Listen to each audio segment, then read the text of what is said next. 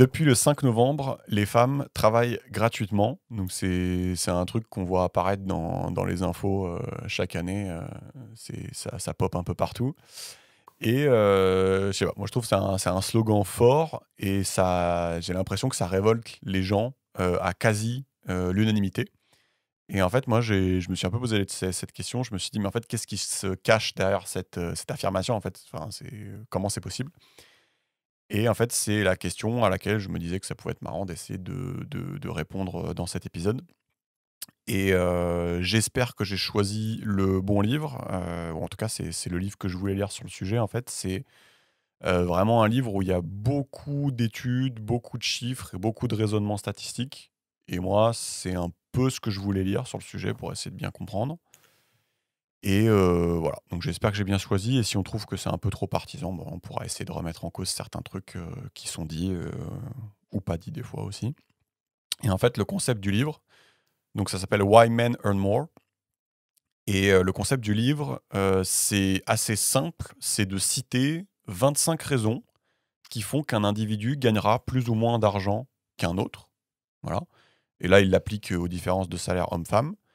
Et après, bah, concrètement, tu t'indignes sur quoi tu as envie de t'indigner. Tu vois, si à la fin du livre, tu dis, bah, en fait, moi, il y a 12 des 25 raisons qui m'indignent, bah, tu t'indignes, tu vois. Je sais pas si ça vous va ça vous paraît fair play comme approche. Moi, je Tu trouve ça scandaleux.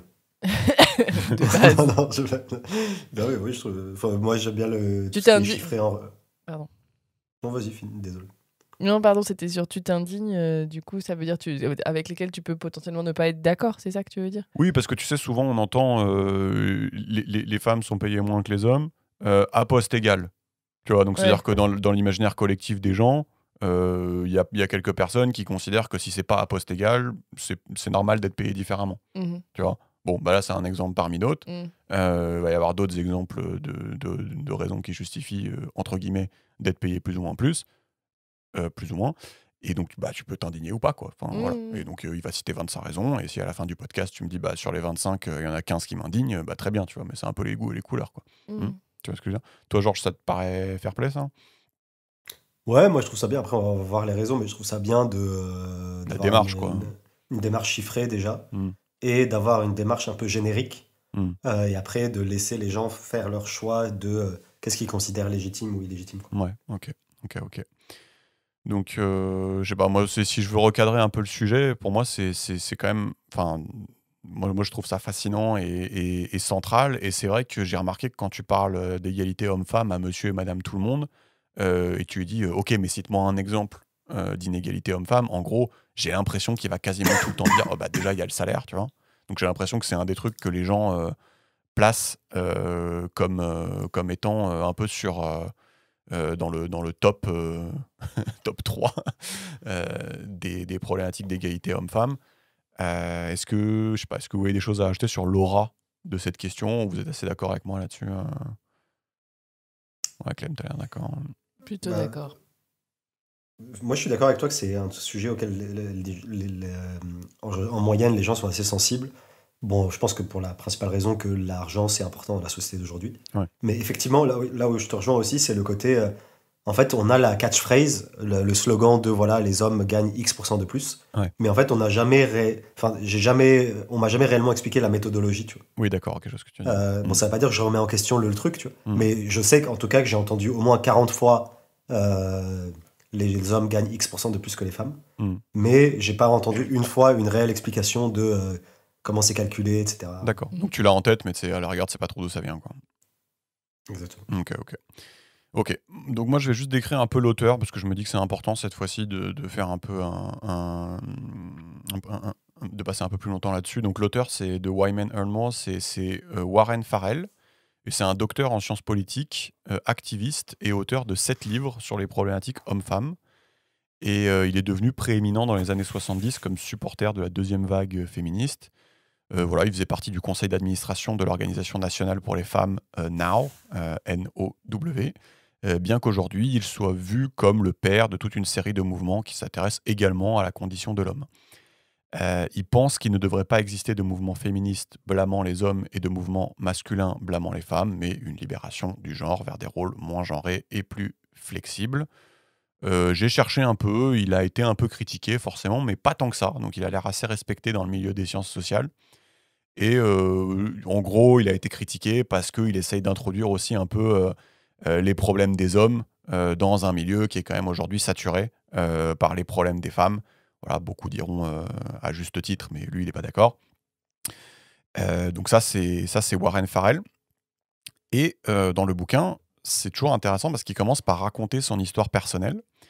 Donc il dit qu'il travaillait dans l'Organisation nationale pour les femmes à New York en 70, donc l'organisation Now. Et ils avaient tous à l'époque un petit pins avec marqué 59 centimes dessus. Et en fait, c'était afin d'attirer l'attention sur voilà, ce qu'ils considéraient être l'écart de salaire homme-femme à l'époque, donc 59 centimes pour $1. Écart qui est tombé à 80 centimes aujourd'hui. Voilà. Alors, je comprends pas, 59 centimes. À l'époque, lui, quand il était dans Now, en gros... Les femmes gagnaient 41% de moins, quoi. Voilà. Ok. Putain, il est chaud en calcul. Ouais. Oui, 40. Ouais, voilà, c'est ça. Du coup, les femmes gagnaient 59 centimes, là où les hommes gagnaient Gagnaient $1. $1. Voilà. Ok. Et donc, ils avaient un pins, 59 Ok. centimes. Voilà. Et aujourd'hui, c'est tombé à 80 centimes.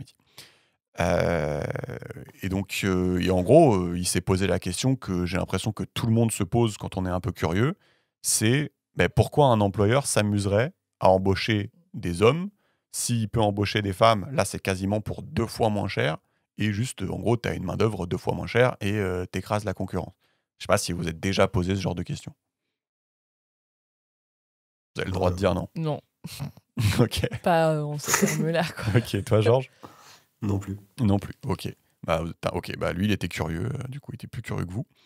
Et ses collègues de Now lui ont répondu, en fait, juste les managers qui sont des hommes, qui sont à la tête des prises de décision, ne réalisent pas qu'ils se font du mal financièrement en embauchant des hommes. Ils devraient embaucher que des femmes, en fait, ils se feraient des couilles en or. Voilà. Donc ça, c'était la réponse de ses collègues. De l'association Now. Ouais, de l'association, ouais, exactement. Et du coup, vu que lui, c'est un peu un fouille caca, il s'est demandé qu'est-ce qui se passe quand tu n'as pas de patron pour être sexiste et te payer moins, quand tu possèdes ton propre business, à votre avis, qu'est-ce qu'il a trouvé? Que les femmes se payent Que moins. l'écart reste le même. Il a trouvé que les femmes gagnaient jusqu'à 70% de moins que les hommes à l'époque et 50% de moins aujourd'hui. Voilà. Et donc ça lui a mis un peu la puce à l'oreille. Et il s'est dit, juste je vais fouiller, je vais fouiller un petit peu plus.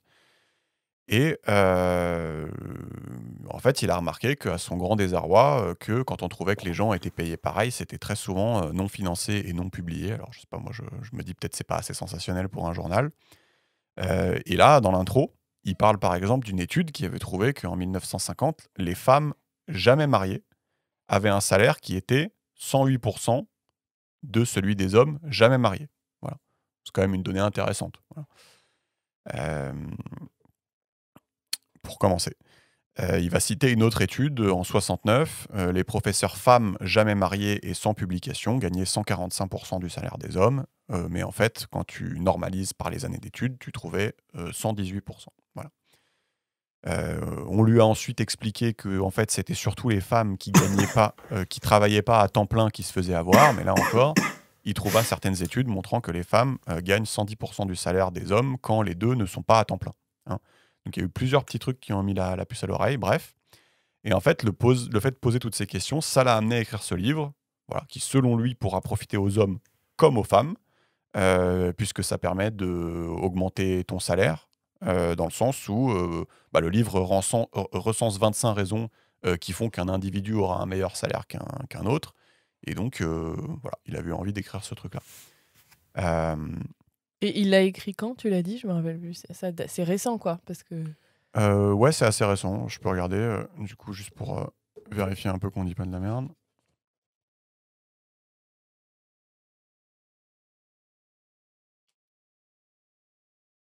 « 2005. Ok. 2005. Voilà. Et donc, globalement, ça donne quoi, ce livre? Il va expliquer plusieurs choses intéressantes. Donc, je vous fais un peu la conclusion avant l'heure. C'est qu'il dit qu'une différence de salaire ne justifie pas à elle seule une discrimination. Donc en général, ça suffit pas de dire ouais, il y a une différence de salaire pour en conclure qu'il y a une discrimination. Ça paraît évident quand je le dis, mais ça paraît pas du tout évident dans l'imaginaire collectif. Hein. Bah, moi, ça me paraît pas évident, là, quand tu me dis comme ça. D'accord. Je me dis que j'aurais pu Ok. conclure ça de Bah, cette ok. différence de salaire. Bon, bah, on va voir ça en détail. Il y a une autre chose qu'on va voir à la fin du livre qui est intéressante, c'est que un salaire élevé te donne du pouvoir en argent, mais te fait perdre du pouvoir dans d'autres domaines liés à l'épanouissement personnel. Bah, tu as moins de temps pour toi, tu as moins de santé, tu as plus de stress. Voilà. Et donc, à la fin du livre, voilà, on va aussi découvrir que bah, la vie, en fait, est faite de choix, est faite de trade-off. Voilà. Donc, comme le livre va présenter 25 manières de gagner plus d'argent, il dit attention, il faut prendre du recul sur ces 25 manières de gagner plus, car chacune de ces 25 manières de gagner plus t'apportera le pouvoir de l'argent, mais par contre, il va t'enlever le pouvoir d'avoir une vie enrichissante. Hein, à chaque fois, tu prends sur l'un et tu perds sur l'autre. D'accord ? Et donc, lui, ce qu'il fait, c'est qu'il fait des conférences en se basant sur ses recherches pour aider justement les femmes à augmenter leur salaire, d'une part, mais d'autre part, également à aider les hommes qui auraient un peu trop la tête dans l'argent et le travail, et à essayer de les encourager à faire peut-être un petit peu autre chose de leur vie. Hein. Et donc là, moi, j'ai fini avec cette intro, et je sais pas, déjà, on en pense quoi de cette petite mise en bouche là ? Est-ce que ça vous fait tiquer sur certains trucs ? Ça vous paraît ok ? Non, moi je trouve ça. J'ai l'impression que j'aime bien. En fait, j'aime bien le côté holistique. J'aime bien le fait de parler des deux genres, tu vois. Parce que je pense que ce qui pénalise l'un pénalise l'autre, en fait, tu vois. Ouais, Et c'est après, intéressant, ouais, je suis d'accord.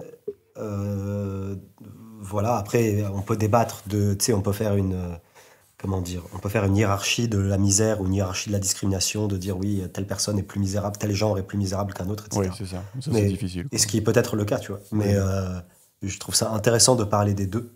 Euh, Et aussi, je trouve ça intéressant l'aspect multidimensionnel, c'est-à-dire de ne pas réduire le bien-être ou le confort ou le bonheur à l'argent. Ouais. C'est vrai que l'argent, ça détermine beaucoup de choses, mais le temps aussi, la santé aussi, la capacité à faire du sport, la capacité à passer du temps avec sa famille, la capacité à rien faire. Hmm. Et en fait, je trouve qu'on résume énormément de choses sur l'argent, qui peut t'acheter pas mal de choses, tu vois, qui peut t'acheter la santé, qui peut t'acheter quelques trucs, tu vois. Mais ça peut pas tout acheter, typiquement, ça ne peut pas t'acheter le temps, et ça peut avoir des effets néfastes. Et c'est vrai que, du coup, je pense que sur les discriminations, c'est intéressant d'avoir une approche multidimensionnelle, parce que l'argent, ça fait pas tout, quoi. Ouais. Bon, bah, du coup, on peut se lancer dans le truc. Du coup, bah, on va juste voir les 25 façons d'augmenter son salaire. Et juste, je fais une petite remarque. C'est vrai qu'on a tendance à genrer le problème. Mais aussi, tu peux aussi tout à fait raisonner au niveau de l'individu. C'est-à-dire que bah, dans le monde des hommes, ces 25 raisons s'appliquent aussi, puisque tu peux avoir des hommes qui sont mieux payés que d'autres hommes à cause de ces 25 raisons, et dans le monde des femmes également. Donc c'est vrai qu'on a tendance à genrer le débat, mais finalement, tu peux aussi revenir à une espèce de logique de c'est quoi la société que tu veux, et quelles raisons justifient d'avoir le même salaire, et quelles raisons justifient de ne pas avoir le même salaire. Et c'est pas la peine de voir tout le livre là qu'on va faire à travers le prisme homme-femme. Je trouve qu'on peut aussi élargir un peu les raisonnements.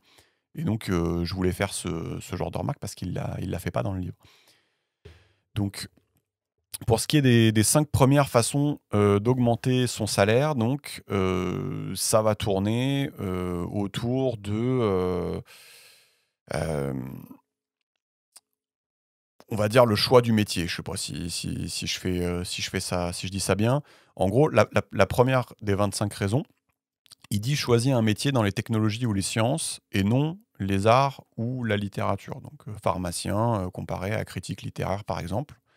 Donc nous, ça nous paraît évident. Ça, c'est la première raison. Mais c'est vrai que c'est marrant, il donne des astuces permettant de contourner le problème. Par exemple, il dit, si vous aimez les langues, au lieu d'apprendre le français et pas trouver de taf, bah, prenez arabe, farsi, ourdou ou pashtun. Et en gros, il dit, vous serez un cadeau pour les carrières dans la défense, par exemple, où c'est très recherché. Voilà. Donc ça, c'est la première raison, qui, je pense, nous paraît évidente. La deuxième raison, c'est choisissez un métier dangereux. C'est-à-dire que quand vous faites un métier dangereux, vous êtes plus payé. Par exemple, pilote en Alaska, c'est 1 chance sur 8 de mourir dans 30 ans de carrière. C'est un truc de ouf. Ah ouais, c'est chaud. Ça me paraît hallucinant. Mais il dit c'est très bien payé. Voilà. Voilà, donc ça c'est la deuxième. Mais ils le savent, ceux qui décident de faire ce métier. Je On sais- leur dit pas et tout. je sais On leur, pas. on leur promet 27 vierges. Voilà. C'est ça. Et il te donne encore une astuce. Non, c'est intéressant. Il dit, c'est vrai qu'il y a une tendance à ce qu'un travail qui est rempli d'hommes soit plus dangereux qu'il n'a besoin d'être dangereux. Je sais pas si vous voyez ce que je veux dire. Parce que les hommes s'en branlent ou parce qu'ils aiment faire les malins. Mais en Ouais. gros, tant que le travail n'est pas féminisé, en gros, juste on s'en balèque et genre les gens font nimp Et et du tu coup, il y vois. a des accidents et Voilà. ça devient un métier dangereux. Donc il dit féminiser certains travails, ça pourrait réduire en effet la dangerosité intrinsèque de certains travails et donc du coup voilà ouvrir voilà, diminuer le truc. Parce que les mecs, c'est marrant, trop quoi. des bolos, ils font des combats de bites et tout. Ça doit être un truc comme ça. On est entre nous. Donc voilà. Voilà. Il a remarqué également un pattern, c'est que quand tu féminises un travail dangereux, les politiques vont agir plus vite pour rendre le travail plus sécure. Donc en gros, voilà, après il a remarqué qu'il y avait une sorte de boucle de rétroaction positive, tout le monde y gagne. Et il y a un exemple qui m'a fait marrer, il dit dans le secteur des taxis, en fait, il a remarqué que les hommes ont beaucoup plus d'emmerdes quand t'es taxi que les femmes qui sont taxis. Parce que ils partent en vrille facilement. Tu vois, il donne l'exemple d'un gars qui voulait pas payer 5 $ de course de taxi et qui a menacé le conducteur avec un flingue. Et le conducteur, au lieu de dire ouais, non, c'est bon et tout, genre il l'a engrainé et tout, et il s'est fait tirer dessus, quoi. Et donc, tu vois, ouais, il dit aussi, voilà, voilà, il y a des petits trucs comme ça, quoi. Donc, voilà. Et donc, il dit, et pourtant, aucune femme ne veut faire chauffeur de taxi, alors que c'est un métier cool. Bon, selon lui, il y a 98% d'hommes là-dedans. Autre astuce, si tu es une femme et que tu deviens soldat, tu as la même paye, mais beaucoup moins de danger. Donc, 2,6% des morts en Irak sont des femmes, pour 10% des effectifs. Donc, est-ce que c'est des différences d'affectation ou c'est plus de prudence? Je sais pas. Donc, deuxième raison, c'est en gros, si tu fais un métier dangereux, bah, t'es plus payé. Est-ce que ça vous va? Ça paraît logique. Ouais. Ouais, mais c'est vrai que c'est intéressant l'histoire des taxis, parce que c'est vrai qu'il y a des métiers qui sont très masculins, enfin, extrêmement genrés d'un côté ou de l'autre. Mhm, Et il y en a, tu arrives à comprendre pourquoi, et d'autres moins. mhm. Et effectivement, typiquement taxi, tu te demandes pourquoi. Tu vois. Ouais, Mm. c'est vrai que On- c'est on va bizarre. pas- Il donne une explication ou pas? Non, il comprend pas. Il dit c'est un métier cool et il n'y a pas de femmes. Il dit c'est bizarre, je comprends pas. Et même, et même il rajoute les femmes, souvent, elles soulèvent beaucoup moins les bagages des clients, parce que les Mm. gens le font à leur place. Et en plus, elles gagnent plus d'argent parce qu'elles ne donnent pas de courses gratuites aux femmes. C'est marrant, c'est marrant quand même. Ça. C'est quand même un peu drôle. Mais après, je sais pas, j'avais entendu que c'était des métiers un peu. Enfin, dans certains pays, quoi, les groupements de taxis, c'est des trucs hyper fermés et tout. Donc, si ça se trouve, c'est aussi ça qui fait que des femmes n'arrivent pas à rentrer, vu que peut-être c'était pareil, historiquement masculin. Et du coup, maintenant, c'est difficile de faire entrer des Ouais, gens, et en particulier des femmes, parce que c'est différent. Ouais, on va en parler plus tard des boys clubs, mais entre guillemets. Après, je sais pas. C'est vrai que même C'est sur un Uber, truc, j'ai pas vu beaucoup de filles, donc Mm. je sais pas. Donc le deuxième point, c'était le danger. Ensuite, le troisième, c'était choisir un métier qui t'expose à la neige, à la pluie ou à la chaleur, quoi. En gros, les métiers un peu où t'es. Conditions extrêmes, Voilà, quoi. conditions. Ouais, je sais pas si c'est extrême, mais Ouais. voilà. En gros, il dit livreur FedEx par rapport à Ah. réceptionniste. Voilà. Et donc, voilà, il essaie de dire, il plante le décor, il pleut comme vache qui pisse dehors, tu conduis, du coup, tu choisis d'aller faire le plein d'essence dans une station-service où quelqu'un le fait pour toi et t'as pas besoin de sortir de ta voiture. Bah, il y a un travailleur qui fait le plein et un travailleur à l'intérieur qui vend des Mars et des sneakers. Bah, celui qui fait le plein, juste, il gagne plus, quoi. Voilà. Ouais, exactement. Et il dit, bah, par contre, il y a aussi des astuces. Il y a pas mal de métiers de ce genre qui deviennent de moins en moins pénibles. Par exemple, tes pépouses dans ta grue, au lieu de soulever toi-même les pierres avec des poulies. Tu vois, il y a pas mal de métiers qui se mécanisent, où en gros, ça devient de plus en plus agréable. Donc, il y a peut-être des choses aussi. Ouais, enfin, faut y monter dans la grue et tout, non? Non, mais je te dis pas que c'est genre, t'es avec ta tasse de thé dans ton canapé, voilà, mais voilà. Quatrième quatrième raison, c'est choisir un métier dans lequel tu peux pas te déconnecter à la fin de la journée. Donc il dit avocat d'affaires par rapport à libraire. Il donne l'exemple il y a une chaîne de magasins aux États-Unis qui s'appelle 7-Eleven, qui est tout le temps ouverte. Et donc si tu veux des couches à 3h du matin, bah, tu vas être prêt à payer plus Mm. pour tes couches à 3h du matin. Donc 7-Eleven, apparemment, ça coûte plus cher. Et donc il dit, bah, une personne qui est en mode 7-Eleven bah, sera plus payée qu'une personne qui se déconnecte à la fin de la journée, quoi. Mm. Voilà. Il dit, les grands avocats et avocates ne s'arrêtent jamais. Ils plaident leur cause dans la douche et répondent à leurs clients à 3h du matin s'il le faut. Voilà. Bah, pas de déconnexion. C'est souvent un gros salaire, quoi. Voilà. Et je vais vous donner la 5e raison, et on pourra peut-être faire une petite pause à la 5e. C'est choisir un métier qui apporte moins de satisfaction personnelle, comptable comparé à professeur. Voilà. Donc, il dit travailler pour vivre ou vivre pour travailler, telle est la question. Il dit si un travail apportait une dose énorme de joie et de plénitude, bah, on paierait pour y aller et l'endroit en question n'aurait pas besoin de vous verser de salaire. Une étude australienne a montré que la plus grande joie et plénitude était apportée par le travail de charité à des doses de moins de 20 heures par semaine, quand même, il précise. C'est marrant ça. Il y a un quota, Il y a quoi. un quota à pas dépasser quand même, sinon c'est relou. Maman et papa au foyer aussi. Trop chelou. Et maman et papa au foyer, tu peux faire ça plus de 60 heures par semaine et tu kiffes quand même apparemment. Bon, Et tu kiffes trop. c'est ce que l'étude a montré. Et en 1000e position, évidemment, tu trouves ceux qui travaillent entre 40 et 60 heures par jour, juste pour par semaine, juste pour de l'argent. Donc ça, c'est évidemment pas très réjouissant. Ces groupes étaient les plus satisfaits de leur santé, spiritualité, temps de loisirs, lien avec la communauté, tout ça. Et voilà, donc on en tire des conclusions intéressantes. Tu peux... Voilà.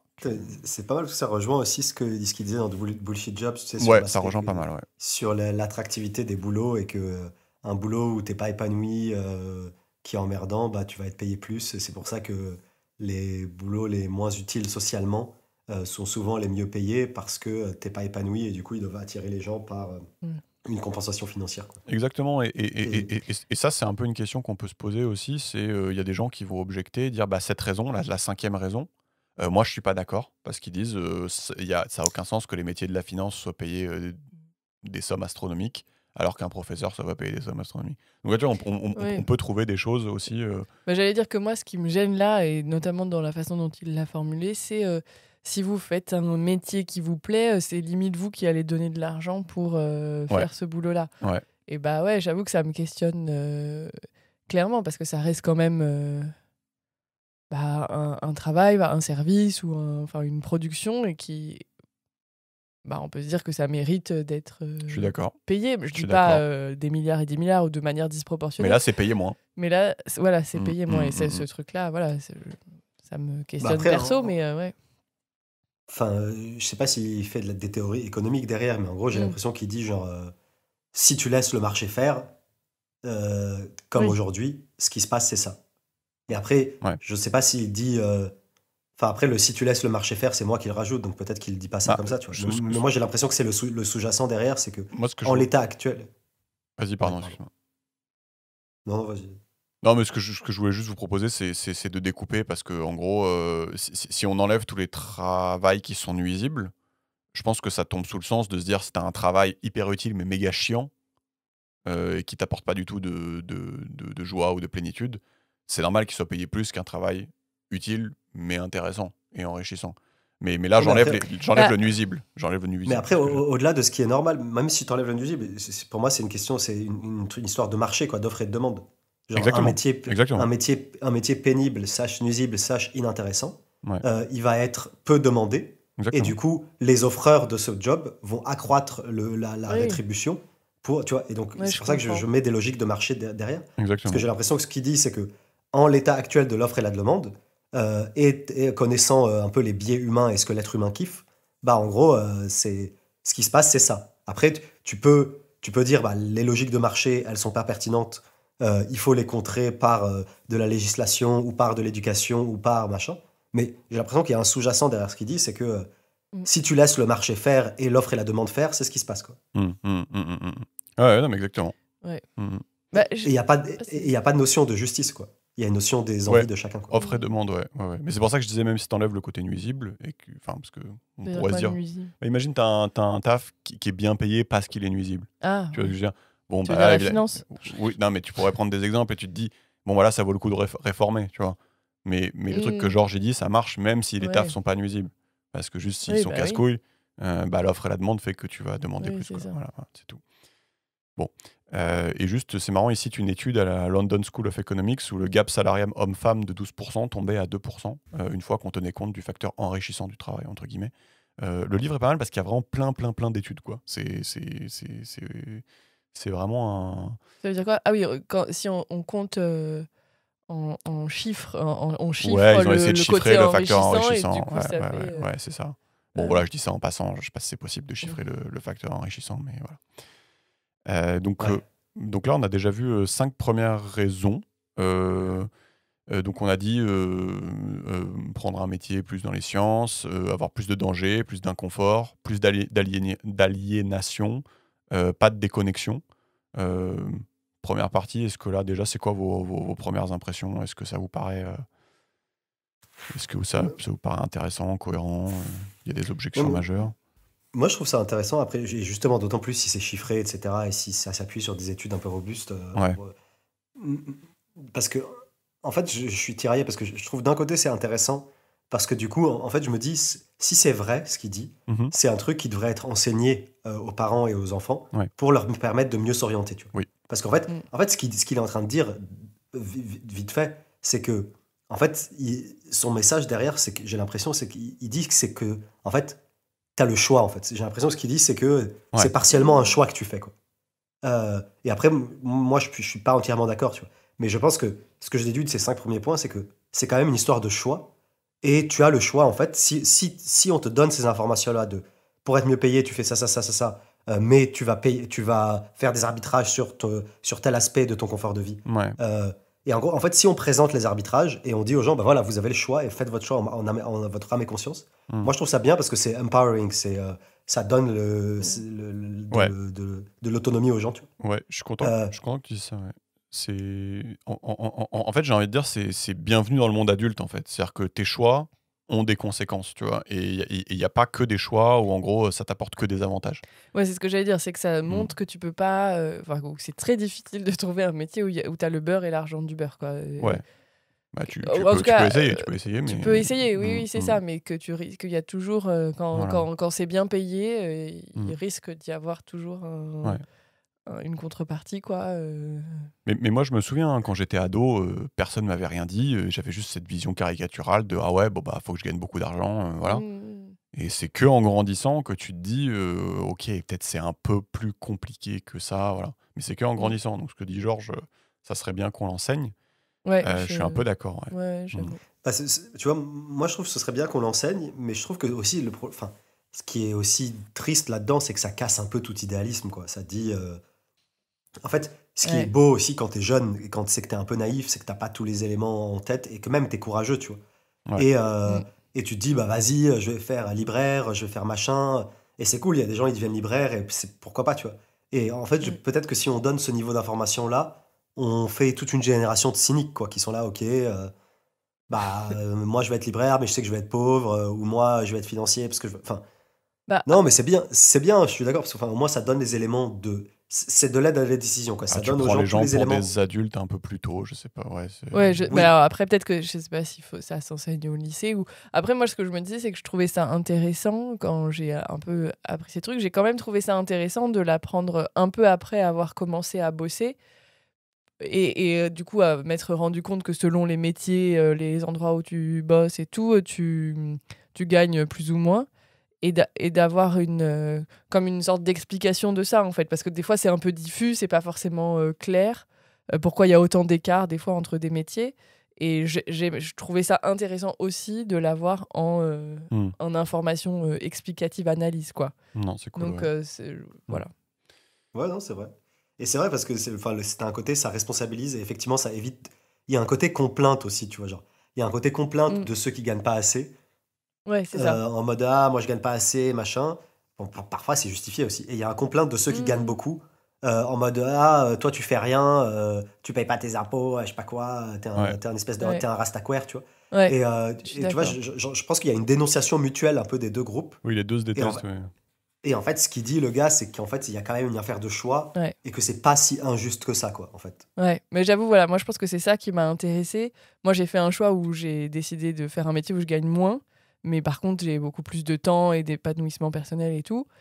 Et de savoir ces trucs-là, parce qu'on en avait discuté ensemble, ça me permettait, aux yeux des autres notamment, de justifier quelque part mon choix. D'expliquer, bah oui, ok, je gagne moins, même si j'ai fait des études et tout ça, mais je sais pourquoi j'ai fait ce choix-là, quoi. Et je comprends que d'autres gens fassent pas le même choix, mais moi, c'est mon choix. T'arrives ce à mettre des truc-là, mots quoi. sur... De mettre des mots comme ça. Et peut-être qu'en effet, il y a besoin d'avoir un peu de maturité pour prendre ce truc-là, quoi. Tout à fait, ouais. Je vous propose qu'on fasse la suite. La 6e raison, c'est choisir un métier avec plus de risques émotionnels et financiers. Donc, en gros, il raconte quand il était petit, il vendait des encyclopédies. Et un jour, il ramenait un salaire de psychopathe. Et ensuite, pendant 4 semaines, il vendait rien. Et au final, il dit qu'il gagnait plus que sa mère. Mais sa mère lui disait tu es fou, ça doit te procurer un stress pas possible de pas savoir combien tu vas gagner et si tu vas gagner quelque chose. Hein. Donc ça, je trouve ça intéressant comme point. Et il rajoute il faut faire aussi un peu attention à comment on éduque nos filles sur les risques. Typiquement, aller au terrain de basket pour prendre en cours une partie, on a tendance à dire que c'est OK pour un garçon, mais pas OK pour une fille. Appeler un garçon pour un premier encart, on va dire c'est OK pour un garçon, mais pas OK pour une fille.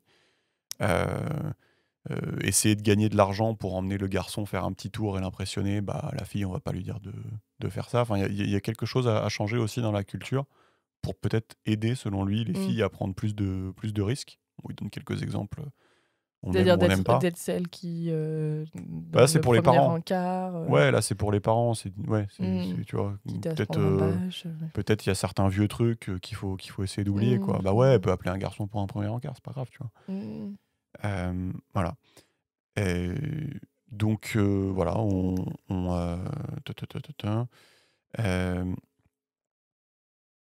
voilà, il dit que les femmes qui gagnent des salaires à 6 chiffres ont tendance à prendre des jobs pour lesquels elles ne sont pas tout à fait qualifiées. Il encourage les gens à prendre des risques s'ils veulent augmenter leur salaire.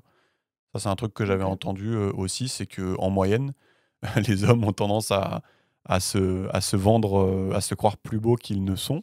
Et donc, à dire oui, ce projet, t'inquiète, je peux le faire. Et dire oui. Là où peut-être en moyenne, les femmes vont avoir tendance à dire ah ouais, non, ça, je pense, je vais pas savoir le faire. Et, tu vois, et du coup, voilà. Donc, il dit vraiment prenez des risques. Quoi. Si vous voulez augmenter votre salaire, c'est vraiment un bon moyen c'est vraiment un bon moyen de faire. Et je pense qu'on peut caler, si je peux me permettre, là-dedans, vous savez, toutes les histoires de négociation de salaire. Vous savez, souvent on dit les hommes négocient plus que les femmes. Je pense que c'est inclus là-dedans. C'est-à-dire la négociation de salaire, c'est un risque aussi. Savoir le prendre aussi, des fois. Je pense qu'on peut l'inclure là-dedans, dans cette raison-là. C'est une question de risque et une question de confiance en soi aussi. Tout à fait, oui. Bon, je pense que ça peut être lié à l'éducation, etc. Tout à fait. Ça, c'était la 6e raison. La 7e raison, c'est choisissez un métier qui vous propose de travailler pendant les pires heures de la journée, la nuit ou le week-end. Ces métiers ont tous en commun d'augmenter la paye. Bon, du coup, ils augmentent aussi le stress et les dommages sur la santé. Et selon lui, ça donne à peu près 10% de plus au niveau salaire, mais 5 heures en moyenne de moins de sommeil. 5,5 heures en moyenne de sommeil contre 7,5 quand on travaille la nuit. D'accord. Plus de chances de grossir et de divorcer aussi. Si tu travailles la nuit, tu vas être seul, tu vas te sentir en dehors de la circulation. Si tu es marié, tu vas te sentir désynchronisé avec ta famille. Et donc là, il n'y a pas d'astuce. Juste, il dit, il recommande pas du tout, pour une fois. Mais il dit 10% de salaire en plus quand même. Donc, je sais pas. Voilà.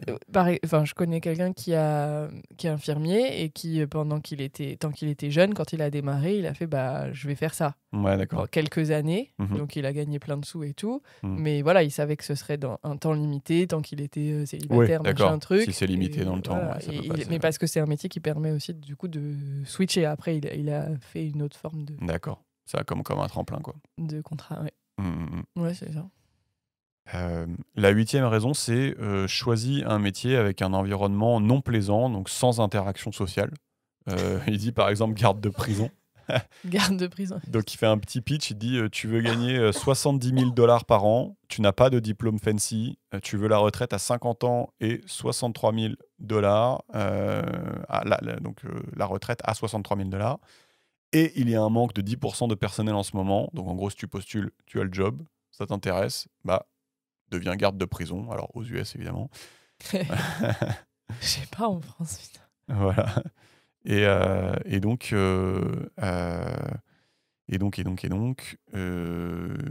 donne des petits conseils. Il dit que les femmes ont tendance à être surpayées dans les jobs où il n'y a que des mecs. Donc il y a une sorte de prime à la rareté.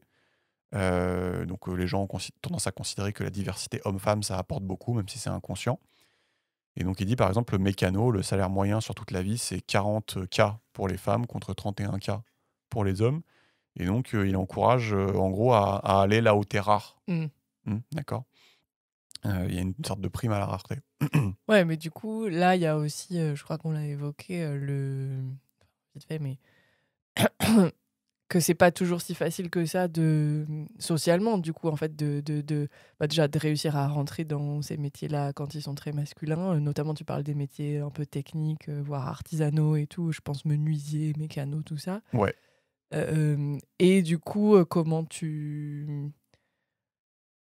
comment t'es intégré du coup au groupe, socialement, comment ça se passe, ça peut aussi avoir un impact sur ta santé mentale. Bah, et tout t'as ça, rien quoi. sans rien. C'est-à-dire Ouais, que c'est ça. là, juste pour te donner un autre exemple, il dit si vous trouvez qu'avoir du temps seul, c'est bien, foncez dans ce genre de métier. Et pour rebondir sur ta remarque, je pense que si tu trouves que c'est cool d'être le seul garçon ou la seule femme dans un environnement, fonce aussi parce que tu vas avoir une prime à la rareté. Voilà. Ouais. Mais effectivement, Il y a sache à côté, que si t'es pas ce genre de personne-là, évidemment, ça peut être pas ouf, quoi. Voilà. Il donne un exemple de métier qui est souvent délaissé par les femmes. Il dit cuisinier préposé aux petites commandes. Il y a un turnover ultra fréquent, donc tu es quasi sûr de trouver du taf. Personne te dit merci. Tu es à côté des poubelles, t'entends où est le plat, trop cuit, il fait chaud à côté du grill, machin. Mais en gros, si tu t'en branles, vas-y, tu vois. Enfin, en gros, c'est très bien payé, quoi. Donc ça dépend aussi un peu de tes... Ouais, de toi, ce que tu te Ouais, sens capable. voilà. Tu vois, le travail de nuit, il recommande pas du tout. Ouais, ça, il dit non. Voilà, c'est ça. Raison numéro 9, c'est choisir un métier qui peut évoluer, qui va bouger. Donc ingénieur par rapport à prof de français. Et donc voilà, il dit devenez ingénieur software, c'est un truc où tu peux évoluer. Et donc évidemment, c'est plus intéressant au niveau salaire, quoi. Voilà, ça veut dire quoi? Tu peux évoluer, tu peux progresser, ou dans le en termes sens de où carrière. le métier lui-même est voué à... Je pense que tu prends des responsabilités. Ah oui, d'accord. D'accord. Ouais, c'est ça. Avancer. Mais ça, c'est un vrai truc parce qu'en effet, il y a certains postes où en Ouais, gros, j'avoue, tu pendant deviens, le voilà, ton taf commence et bah ça reste ton poste et Oui, ton salaire. Ouais. t'as plus d'expérience, mais C'est tu ça, apprends. exactement. Voilà. Raison numéro 10, on va refaire une pause après celle-là. C'est choisir dans un métier donné les spécialités qui payent le plus.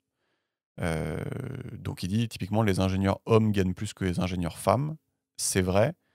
Mais en général, ce qui se cache derrière cette phrase, c'est qu'un ingénieur dans l'aérospatial gagne 73 000 $, alors qu'un ingénieur radio gagne 32 000 $.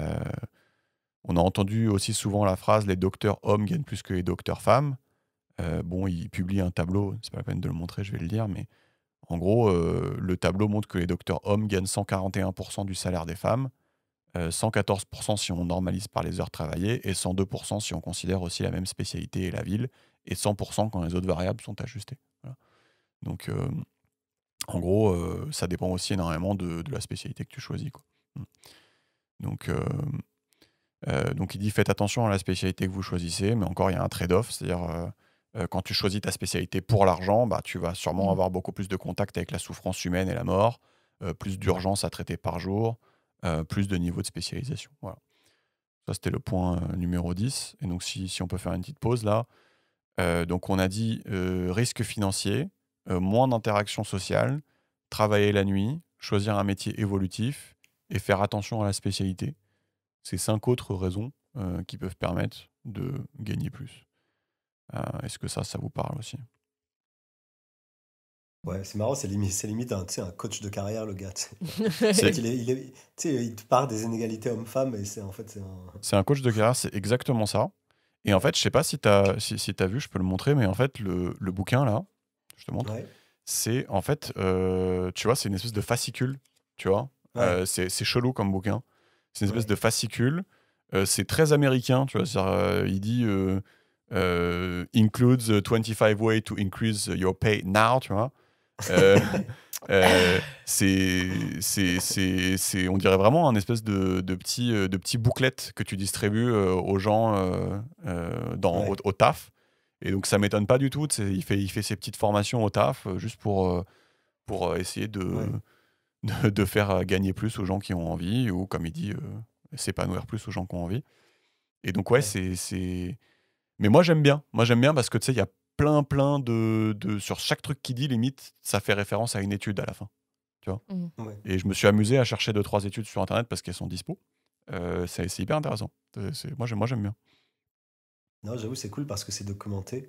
Après, c'est cool, tu vois, enfin, pour moi, c'est une première étape de dire, en fait, ce qu'il dit, c'est quelles sont les variables qui affectent le plus le salaire moyen d'un individu, tu vois. Ouais. Et là, il te dit, voilà, il y a 25 variables, tu Mm. vois. Et donc, c'est intéressant, c'est une approche un peu rigoureuse / scientifique si elle est appuyée par des études derrière. Ouais. Donc ça, c'est un premier point.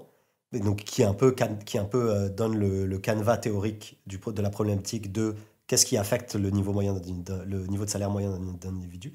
Mais après, pour moi, il y a une deuxième étape, c'est euh, qu'est-ce qui fait que, peut-être, tu vois, si on veut rester sur la thématique genrée, Mhm. peut-être qu'il y a des facteurs qui font que les hommes ont plutôt tendance à faire tel choix sur telle variable et les femmes ont plutôt tendance à faire tel choix sur telle variable Ouais. en raison de leur éducation, en raison de... Tu vois ce que je veux dire? Ouais. Donc pour moi, il y a effectivement la première étape qui est de dire c'est quoi les variables et la deuxième étape qui est de dire en quoi les hommes et les femmes sont différents dans le choix de ces variables. Mm. Et est-ce que ces différences peuvent être expliquées ou est-ce qu'on est à l'aise avec ces différences, quoi. Mhm. Ouais, c'est ça. Non, c'est intéressant ce que tu dis. C'est pas trop l'objet du bouquin. On peut en dire deux mots. C'est-à-dire, enfin, moi, la manière dont je découpe le truc, c'est, tu sais, il y a en gros l'argument zéro, qui est l'argument BFM TV, où en gros, tu vas dire le 1er novembre, les femmes travaillent gratuitement. Ouais, Voilà. Et ça, c'est l'argument zéro, et c'est un peu nul. C'est-à-dire qu'en gros, il y a énormément de non-dits, et t'espères choquer les gens, et tu joues sur le fait que tu sais que les choses que tu ne dis pas provoquent certaines pensées fausses dans la tête de certaines personnes, et, euh, et c'est pas hyper cool. Après, lui, il arrive et il dit un truc qui paraît con, mais évident, tu vois, c'est que toute chose a une raison. Tu vois ce que je veux dire? Sinon, ça n'existe pas. Enfin, tu es obligé de. Toute conséquence a une raison, par définition. Voilà. Et lui, il essaie de faire le travail de trouver toutes les raisons qui décomposent cet écart-là. Et après, tu t'excites sur la raison que tu trouves juste ou pas juste.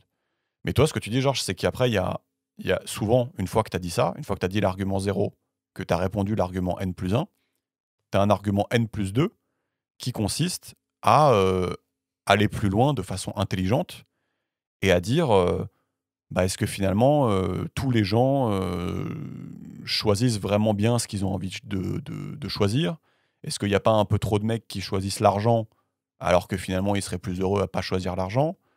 Est-ce qu'il n'y a pas un peu trop de femmes qui choisissent certains métiers alors qu'elles seraient plus heureuses quand même d'être payées un petit peu plus? Euh, et- et- Est-ce que ça vient de la manière dont on éduque les gens? Est-ce que ça vient d'autre part? Là, tu commences à avoir une conversation intéressante. Je suis d'accord. Mm. Mais Ouais, c'est pas trop d'accord. l'objet du bouquin. Ouais, L'objet du bouquin, c'est l'argument N plus 1. Tu vois. D'accord. Parce que je pensais, tu sais, quand quand tu disais que à la fin des 25 raisons, on Mm. peut être indigné par certaines, je pensais que c'était sur cet aspect-là.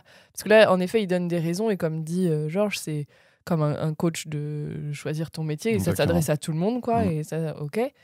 Mais du coup, là où, en effet, il peut y avoir un peu des frictions, Mhm. c'est si on considère, si on se pose la question de si on regarde voilà, la version genrée et qu'on se pose la question de mais du coup pourquoi les hommes vont plus vers ces métiers-là dangereux machin ou les femmes Mm. y vont moins et c'est là où on peut Oui, voilà, c'est ça. Ben, discuter quoi. je te donne un exemple. C'est typiquement dans les sciences.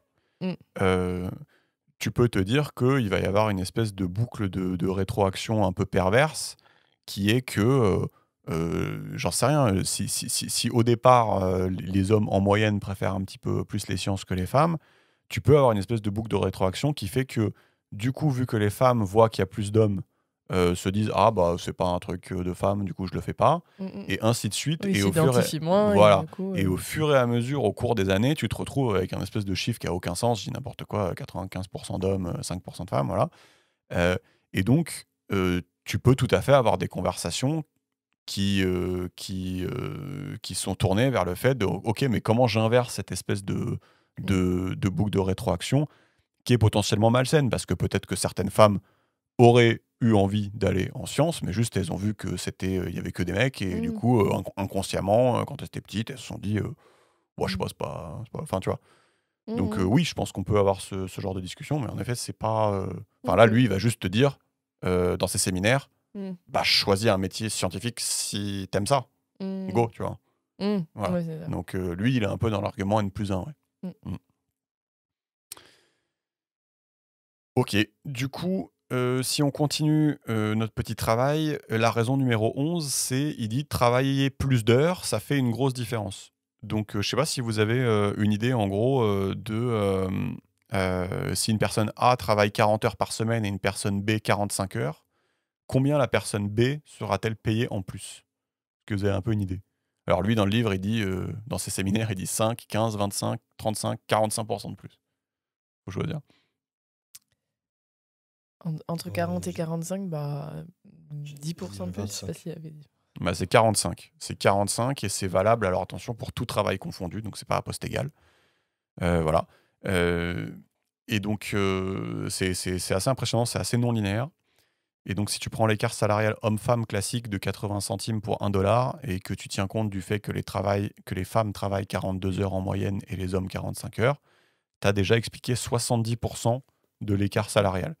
Donc, ils disent c'est quand même pas mal pour une raison sur 25. Donc, en gros, la raison numéro 11, elle est très importante. D'accord? C'est une des raisons, une des raisons phares du truc. Et après, en effet, on pourra dire bah, pourquoi les femmes travaillent 42 heures, voilà, et essayer de voir est-ce que c'est. Est-ce C'est que. marrant que ce soit. Ouais, C'est marrant que ce soit si peu linéaire. J'avoue, je savais pas que c'était si exponentiel que ça, quoi. Mm. Parce qu'en fait, bon, après, je pense que c'est pas l'objet du truc, mais si j'essaie bah, de tu réfléchir, le j'essaie vois, d'expliquer pourquoi. tu le vois, le mec qui reste 1 heure de plus tous les soirs Bah, au exactement. taf, En fait, tu vois? Bah je me voilà, dis, c'est ça, hein. je me dis c'est que c'est exponentiel parce que tu as des intérêts composés, quoi. En Exactement. fait, c'est exponentiel sur une carrière, quoi. C'est que Mm. du coup, tu travailles 1 heure ou 2 heures de plus par jour, et en Mm. fait, l'expertise que tu accumules en plus au fil des années, elle s'agrège, et c'est un peu comme les intérêts composés, quoi. Exactement. Et il y a une donnée assez rigolote, c'est quand les hommes et les femmes travaillent moins de 40 heures, les femmes gagnent plus que les hommes, 134%. Donc quand c'est de 25 à 34 heures. Et quand c'est plus de 40 heures, bah, c'est le contraire. Ça s'inverse. Donc c'est assez rigolo. Oui. C'est ça. Voilà. Donc évidemment, quand tu vois ce genre de différence d'heures travaillées, en fait, souvent on dit bah oui, mais les femmes, en fait, elles travaillent à la maison, en fait.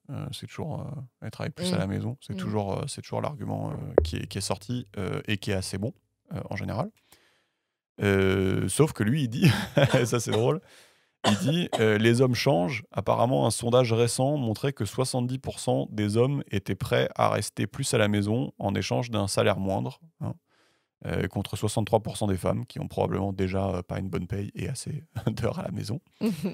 Et donc il dit, mesdames, les hommes qui veulent moins travailler avec un moins bon salaire, ça existe. N'hésitez pas à le faire savoir dans vos profils internet que vous recherchez ça. Et il est convaincu que vous aurez énormément de réponses. C'est marrant. Ouais. Ouais. Il dit let's go, quoi. Mais c'est vrai, et dans son livre, il y a aussi un passage, je crois, où il était il animait une émission radio. Et en gros, il avait essayé de faire un peu de matchmaking comme ça.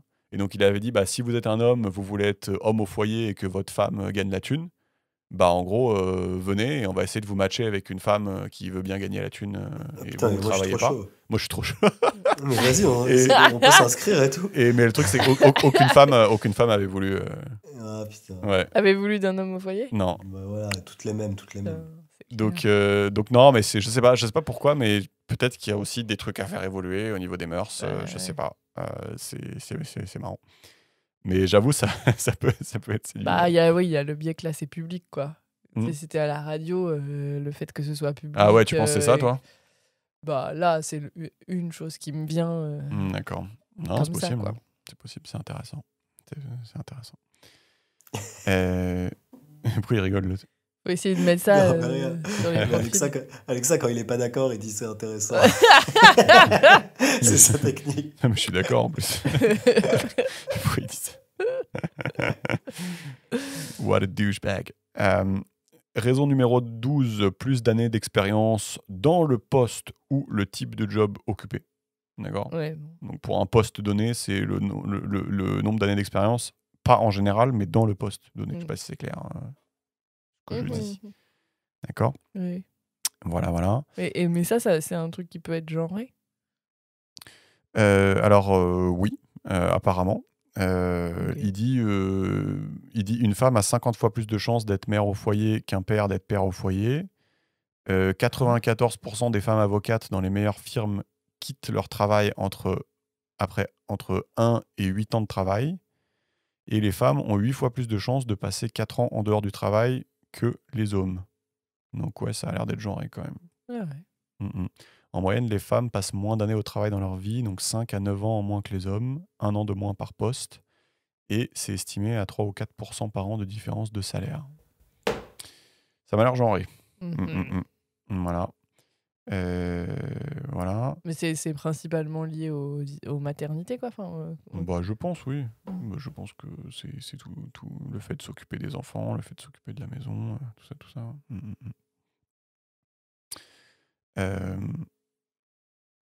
Voilà. Bon, lui, il en tire la conclusion que bonne nouvelle pour les hommes qui veulent être papa poule, c'est le moment de laisser votre femme aller en compétition sur ces postes-là. Il y a aussi un phénomène qui est intéressant, qui cite, et ça, je trouve ça rigolo, c'est qu'il dit que les femmes ont tendance à obtenir des rôles managériaux plus vite que les hommes. Je sais pas si vous voyez ce que je veux dire. C'est-à-dire au bout de moins d'années d'ancienneté. D'accord? Donc voilà, il cite quelques chiffres. C'est après 3,5 ans d'ancienneté pour les femmes comparé à 8,2 ans d'ancienneté pour les hommes. Et souvent, on entend une espèce de statistique qui est, bah, vous savez, dans les postes managériales, les hommes sont payés plus que les femmes. Et en fait, bah, il dit aussi, il y a ce phénomène-là, quoi. Tu vois ce que je veux dire? C'est que du coup, pour un poste égal, en fait, il y a moins d'ancienneté. Ah oui, d'accord. Ouais, Ouais, c'est rigolo, hein? Ah ouais, c'est vrai. Voilà. Numéro 13, plus d'années d'expérience avec son employeur. Voilà, c'est bref. Il cite une étude de 14 000 postes exécutifs qui a montré que, en gros, les années passées dans la même boîte expliquaient 2/3 des écarts de salaire. Voilà. Travailler plus de semaines dans l'année. Je pense que c'est à cet endroit-là qu'on peut caser le congé maternité. Ah, plutôt là. Ouais, moi je l'aurais casé là. Donc, je pense que ça vient de là, du coup, le fait qu'on demande une égalisation des congés hommes-femmes. Je pense que ça passe par ce genre de levier. J'ai cherché un peu, apparemment, c'est la Norvège des champions, où ils donnent 10 semaines à la mère et 10 semaines au père, et le reste est partagé entre les deux parents. Et donc après, les parents peuvent se répartir les semaines et choisir de percevoir 100% de leur salaire sur 49 semaines, 80% de leur rémunération pendant 59 semaines. Tu peux choisir, quoi. Ça, on a un commentaire là-dessus sur les semaines travaillées? Non, ça me semble assez logique. Ok. Numéro 15, moins d'absence au travail. Voilà, donc les femmes portent les responsabilités de la maison et du travail en même temps. Donc en général, ça fait plus d'absence. Voilà. Quelle solution? Papa à l'aide. Le numéro 16, c'était assez intéressant, c'est avoir un travail qui est plus loin en termes de transport. Il dit que les hommes à plein temps ont 36% de temps de transport en plus que les femmes, ce qui équivaut à 1500 $ par an en plus. D'accord? Attends, ils sont plus loin? Les hommes, ils vont dans des tafs où... Apparemment, ouais, les hommes font 36% de temps de transport de plus que les femmes. Et donc, ça engendre des salaires plus grands parce que, en fait, il faut te payer plus cher pour te taper les bouchons. Et en plus, ça agrandit ta zone de recherche de travail. Je sais pas si ça fait sens ce que je dis là un peu. Ouais, je sais pas. J'aurais pas dit, quoi. Mais est-ce que ça paraît logique? Bah, je sais pas, le premier truc que je me dis, c'est si tu passes beaucoup de temps dans les transports, tu taffes moins d'heures. Et Ouais, donc, on du peut le coup, voir par comme ça rapport au aussi. point d'avant, c'est pas hyper Bon, logique. je sais Mais... pas, peut-être tu te lèves plus tôt et t'arrives plus tard chez toi, j'en sais Ouais. rien. Ouais. Non, mais je pense qu'il doit, il doit isoler les variables entre elles, sinon ça, Oui, c'est ça. J'espère. sinon ça ken tout le game. Ouais, mais là, du coup, ça sous-entendrait allez-y, choisissez un taf qui est plus loin de votre. En gros, c'est ça son conseil. Choisissez un taf Oui. qui est plus loin de chez vous. Bah, Quoi. si ça te dérange pas de te taper les transports, oui, carrément, oui. Ok. Bon, je sais pas. Bah, c'est toujours en fait, Et du coup, ça consiste il faut donc négocier. Vu que je fais plus de transport, est-ce que vous pouvez me payer plus, quoi? Mais c'est pas ça, c'est qu'en gros, déjà, quand tu choisis ton taf, en gros, bah, déjà, ça agrandit ta zone de Oui, recherche. ça, ok, je veux Ok, bien bon, entendre. fatalement. Et en plus, si tu prends entre le taf qui est plus proche et le taf qui est plus loin, tu vas te dire ah ouais, je vais prendre celui qui est plus loin parce qu'il me paye plus. Dans le cas où il te paye plus. Évidemment, s'il te paye pas plus, bah, du coup, tu le prends pas et donc il n'y a pas de débat. Tu vois. Ouais. Ouais, voilà. Ok, ouais, donc c'est. Voilà. Donc là, on était après, quand même. c'est après, c'est pas nécessairement des conseils. Hein, il dit Oui, juste, c'est ça, là, c'est ce que tel j'allais truc fait dire, que les ouais. gens sont mieux payés, tu vois. Ouais, c'est pas Mais un après, conseil. Bah, jusque-là, il avait l'air d'être plutôt chaud pour te conseiller, sauf sur le travail la nuit. Hein. Il avait l'air d'être. Ouais, vas-y, c'est Oui, sympa. mais là, c'est. Non, mais là, il te ces conseille, il te trucs-là. conseille, c'est si tu veux gagner plus, tu vois. Mais, Oui, enfin, oui, c'est ça. je sais pas si t'as envie de faire tout le reste. Donc là, c'était un peu. On était sur la thématique du temps, en fait. Donc, travailler plus d'heures. Il a dit que c'était très important. Plus d'années d'expérience dans le poste, plus d'années d'expérience avec l'employeur, moins de congés, moins d'absence au travail. Et travailler plus loin. Mais bon, comme tout à l'heure, en fait, tous ces trucs-là, ils sont hyper logiques. Enfin, tu vois, ça Ouais. nous étonne pas. Et juste ce qui peut des fois être surprenant ou quoi, c'est que ce soit genré. Enfin, enfin surprenant ou sur lequel il faut travailler ou Bah, on peut là, se poser des questions, tu vois. bon, là, sur le temps, si tu pars du principe que les femmes sont attendues Oui. aussi sur. Oui, On c'est ça, attend d'elles en gros. qu'elles fassent certaines Aussi choses à les la trucs à la maison. maison et tout, Bon, bah, du coup, tu peux te dire qu'en gros, il y a des choses à faire, quoi.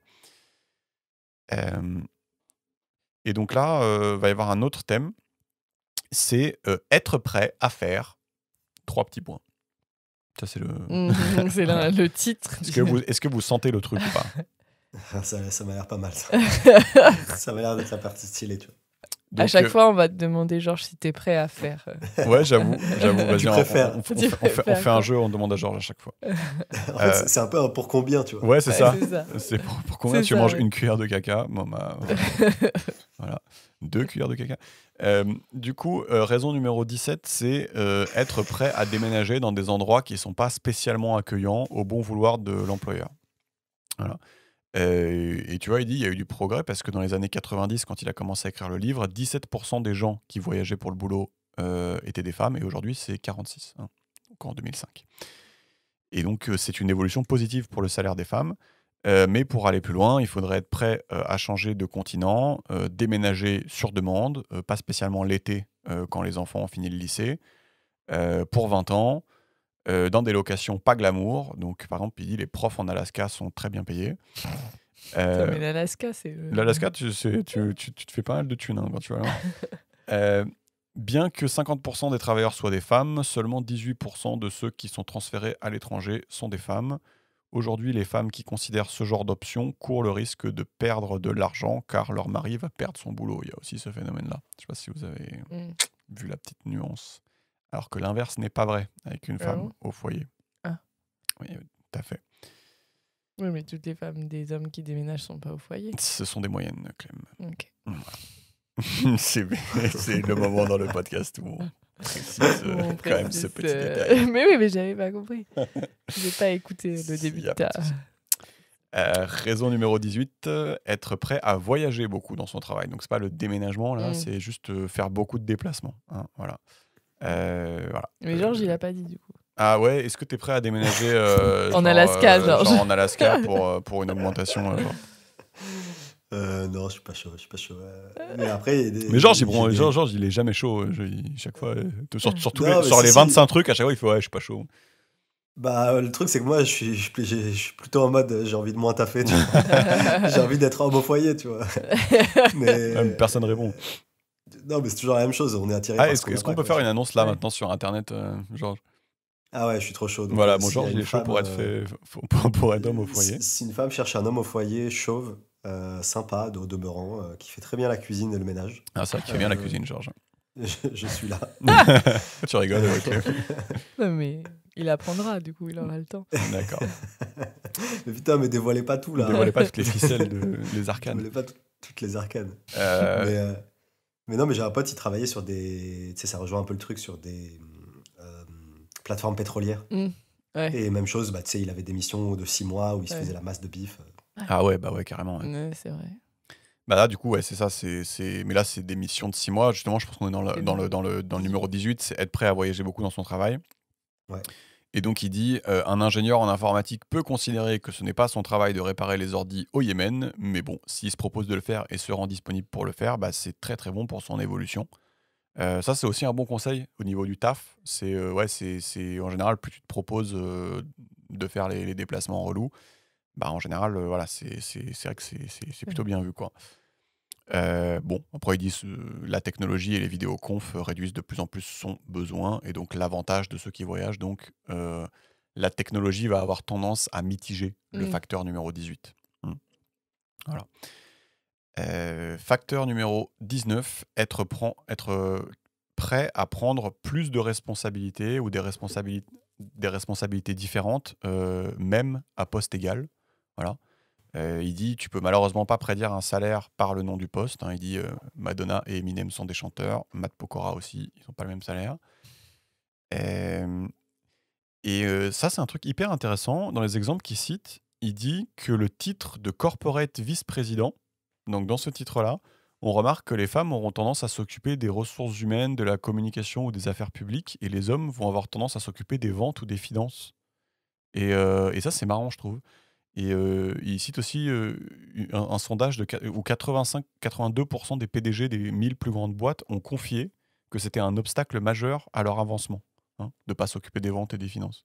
Que le vice-président s'occupe pas des ventes et des finances. Ouais, non, mais après, je pense que tu peux généraliser, tu vois. C'est juste à poste égal, en fait, D'accord, ouais. quand même t'occuper des trucs Des qui trucs plus rapportent du RH, bif, quoi. machin, et pas Voilà. Ouais, Voilà. Bon, d'accord. après, il faut avoir envie de le faire, comme dans Comme tous les 25 d'habitude. trucs de ce livre, mais voilà, je trouve pour le coup, c'est intéressant, quoi. Voilà. Ouais, il déplore que ça soit pas médiatisé au-delà des phrases les vice-présidents de femmes gagnent moins que les vice-présidents hommes. Mm. Bah, si les gens savent pas que tu peux faire ça, c'est un peu con, quoi. Donc là, c'était responsabilité différente à poste égal, mais tu as également la raison numéro 20 qui est plus de responsabilité même à poste égal. Donc plus de responsabilité. Il dit que celui-là, il est tricky parce que les femmes auraient tendance à prendre plus de responsabilités directes, mais à moins déléguer, ce qui au final t'oblige à prendre moins de responsabilités. Je sais pas si je me Là, je l'ai pas, fais comprendre. car il est tard. Bah, mais- elles font plus de choses elles-mêmes, Ouais. mais vu qu'elles délèguent moins, en total, elles font moins de choses. Donc en gros, si Ouais. la femme gère une équipe de 3 personnes, Mhm. elle fait plus de tâches elle-même qu'un homme qui gère une équipe de 3 personnes. Mais par contre, l'équipe de L'équipe. l'homme au total Mm. fait plus. Voilà. Et il donne l'exemple de petites entreprises où tu es face au choix d'embaucher quelqu'un pour faire toute une série de petites tâches ou les faire toi-même. Et parfois, embaucher quelqu'un, en fait, ça te fait gagner plus d'argent, en fait. Parce que, bah, du coup, tu fais plus de trucs, quoi. Voilà. Raison Alors que numéro... nous, on délègue très bien. Tu vois. Non, mais... on est des délégadors. Et non, mais c'est vrai que, juste pour faire une parenthèse, c'est vrai que les gens sont choqués, en fait, du fait de faire des moyennes, en fait, comme ça, et de dire, bah, en moyenne, les femmes font plus ça et les hommes font plus ça. Les gens sont souvent choqués et disent que c'est sexiste. Mais en fait, j'ai jamais compris cet argument parce que, à ce moment-là, juste de calculer la différence de salaire homme-femme, à ce moment-là, c'est aussi une généralisation. Enfin, tu vois, je comprends pas, en fait. Donc, de base, c'est sexiste à ce moment-là. Mais il y a beaucoup de gens qui sont choqués par ça. Là, les moyennes sur les trucs De faire que des tu moyennes, dis, ouais, de faire des moyennes sur les gens. Mais en fait, c'est ça, de faire des moyennes sur les individus. Après, tu peux faire sur le genre, mais même sur les individus. Tu vois, de dire, par exemple, en moyenne, les Français, ils sont plus comme ça. Ou en moyenne, les femmes sont plus comme ça. Ou en moyenne, le machin. Ouais. En fait, c'est vrai qu'il y a... Enfin, c'est arbitraire de dire beaucoup de gens, mais c'est vrai que, je sais pas, il y a une proportion pas négligeable de fois où je dis des trucs comme ça, et en fait, c'est malaisant pour les gens, quoi. D'accord. Mais donc, Oui. c'est malaisant de dire que les femmes ont en moyenne plus de responsabilités directes. Ça, c'est malaisant. Mais de dire en moyenne, les femmes sont moins payées, ça, c'est pas malaisant. Non, mais le truc, c'est que moi, je suis d'accord avec toi, mais D'accord. C'est ça. Et- Non, Il mais va ok, plutôt dans c'est. ton Non, sens. mais en fait, j'arrive pas à identifier quand est-ce que c'est malaisant, quand est-ce que c'est pas malaisant. Tu vois, C'est malaisant quand derrière il y a un semblant de quelque chose qui peut être pris comme un reproche ou un, ou un défaut, j'ai l'impression. oui, c'est ça. En fait, c'est ça, c'est que j'ai l'impression que parfois, ton interlocuteur a du mal à percevoir la différence entre genre le constat Mm. et le message. Mm. Ou peut-être qu'il suppose Mm. que derrière ton constat, il y a une sorte d'agenda caché, tu vois. Ouais. Et je pense, si je devais expliquer, c'est pour ça aussi. En fait, je pense qu'il y a beaucoup de trucs dans la manière dont tu te dis les choses. En fait, je réfléchis à mes expériences personnelles et je pense que peut-être que aussi je disais des trucs cons, tu vois. Genre, mais ce qui est probable, tu vois. Mais je pense qu'il y a aussi un truc de la manière dont tu dis les choses qui est que, en fait, on perçoit que tu as une sorte d'agenda caché ou que le message derrière, tu dis, c'est que, genre, je sais pas, bien fait pour leur gueule, tu vois. Ah ouais, c'est-à-dire qu'on se dit, ok, il a dit ça, donc il est pas dans le bon camp, ou je sais pas quoi. Ouais, Bah, bon, ouais. c'est une manière que j'ai de l'expliquer. Et que Ouais. du coup, peut-être que quand tu fais ce genre de constat basé sur des moyennes, c'est sur des individus, Mhm. je pense qu'il faut prendre soin de sortir 10 000 disclaimers et d'expliquer Ah ouais, d'accord, ouais. que, Bon, on va pas le faire, hein. que c'est ça. À partir du principe que les gens qui écoutent sont intelligents. Non, et juste pour t'illustrer le truc, j'ai trouvé un bon exemple. J'avais regardé l'émission Les candidats à la présidence face aux femmes. Je crois que c'était sur LCI. Et à un moment, évidemment, t'as Zemmour qui débarque. Je crois il dit les femmes sont plus pacifiques que les hommes. Et là, t'as Routé le Krief qui fait ah, mais ça, est-ce que c'est pas un cliché, un horrible cliché sexiste, tu vois. Et donc, ok, soit, tu vois. Et après, tu as une meuf du public qui dit bah, moi, j'ai remarqué que dans ma classe, les filles étaient plus timides. Et du coup, bah, peut-être que ça fait telle et telle conséquence dans la société, machin, machin. Et là, c'est pas un cliché sexiste, tu vois. Si, mais on lui fait pas remarquer. Mais tu vois, en fait, j'ai Mais vu que c'est elle qui l'a dit. non, mais mon radar à comprendre quand est-ce que c'est OK, c'est pas OK, en fait, est en panne, je crois, tu vois.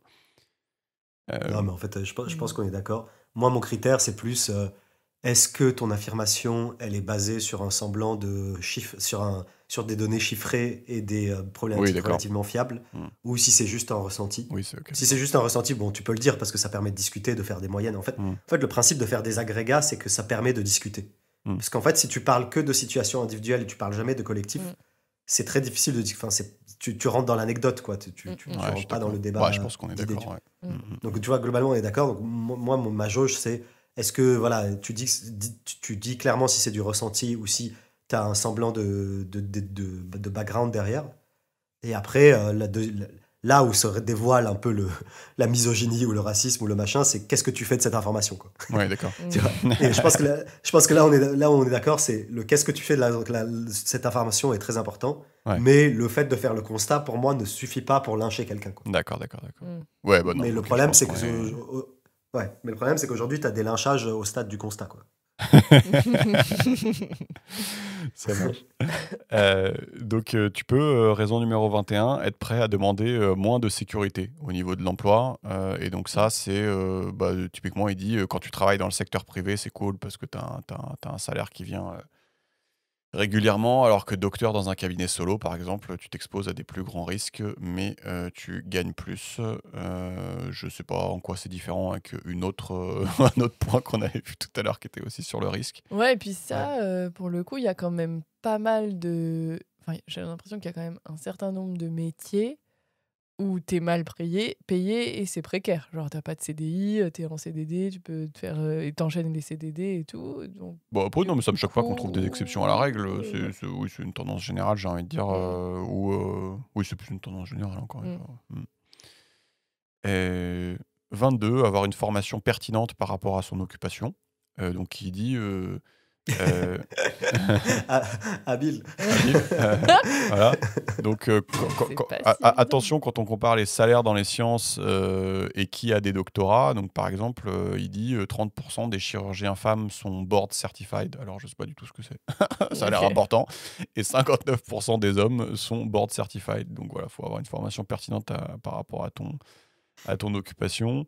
Et attention à la qualité du doctorat. Par exemple, à Harvard, 86% des doctorats en littérature sont advocacy-based, c'est-à-dire des recherches sur le féminisme radical ou des visions très orientées et politisées de la littérature. Il dit que tous les doctorats ne se valent pas. Il est un peu en train de clasher, je crois, les doctorats sur J'ai le l'impression. féminisme radical Il en et sur des profite. visions très orientées et politisées de la littérature. Il est un Voilà. peu en train de clasher là, à demi-mot là. Non, mais au-delà du jugement de valeur qu'il fait, on peut admettre que certains doctorats sont moins utiles dans la vie active. Mais non, mais du coup, juste ce qu'on veut dire, c'est que si tu fais des sciences et que tu as un doctorat en sciences, c'est pas pareil que si tu fais des sciences et que tu as un doctorat dans autre chose, quoi. Enfin, voilà. Oui. Mais souvent, la distinction n'est pas faite quand on fait ce genre de calcul. Ça, c'est C'est pas mal.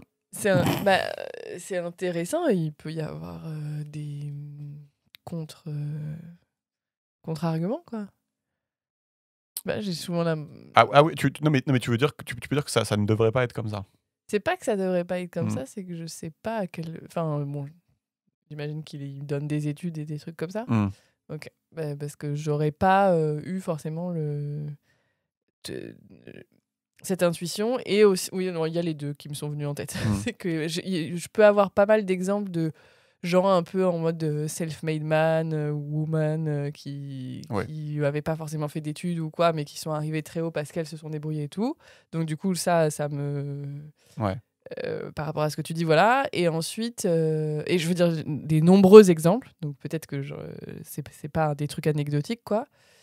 Et l'autre chose, c'est, mais du coup, oui, est-ce que, après, c'est la question, est-ce qu'on veut ça ou pas, quoi? Est-ce qu'on veut que absolument ce soit le diplôme qui fasse une partie du salaire, quoi? Il y a ça, mais il y a aussi, attention, parce qu'à chaque fois, c'est toute chose égale par ailleurs.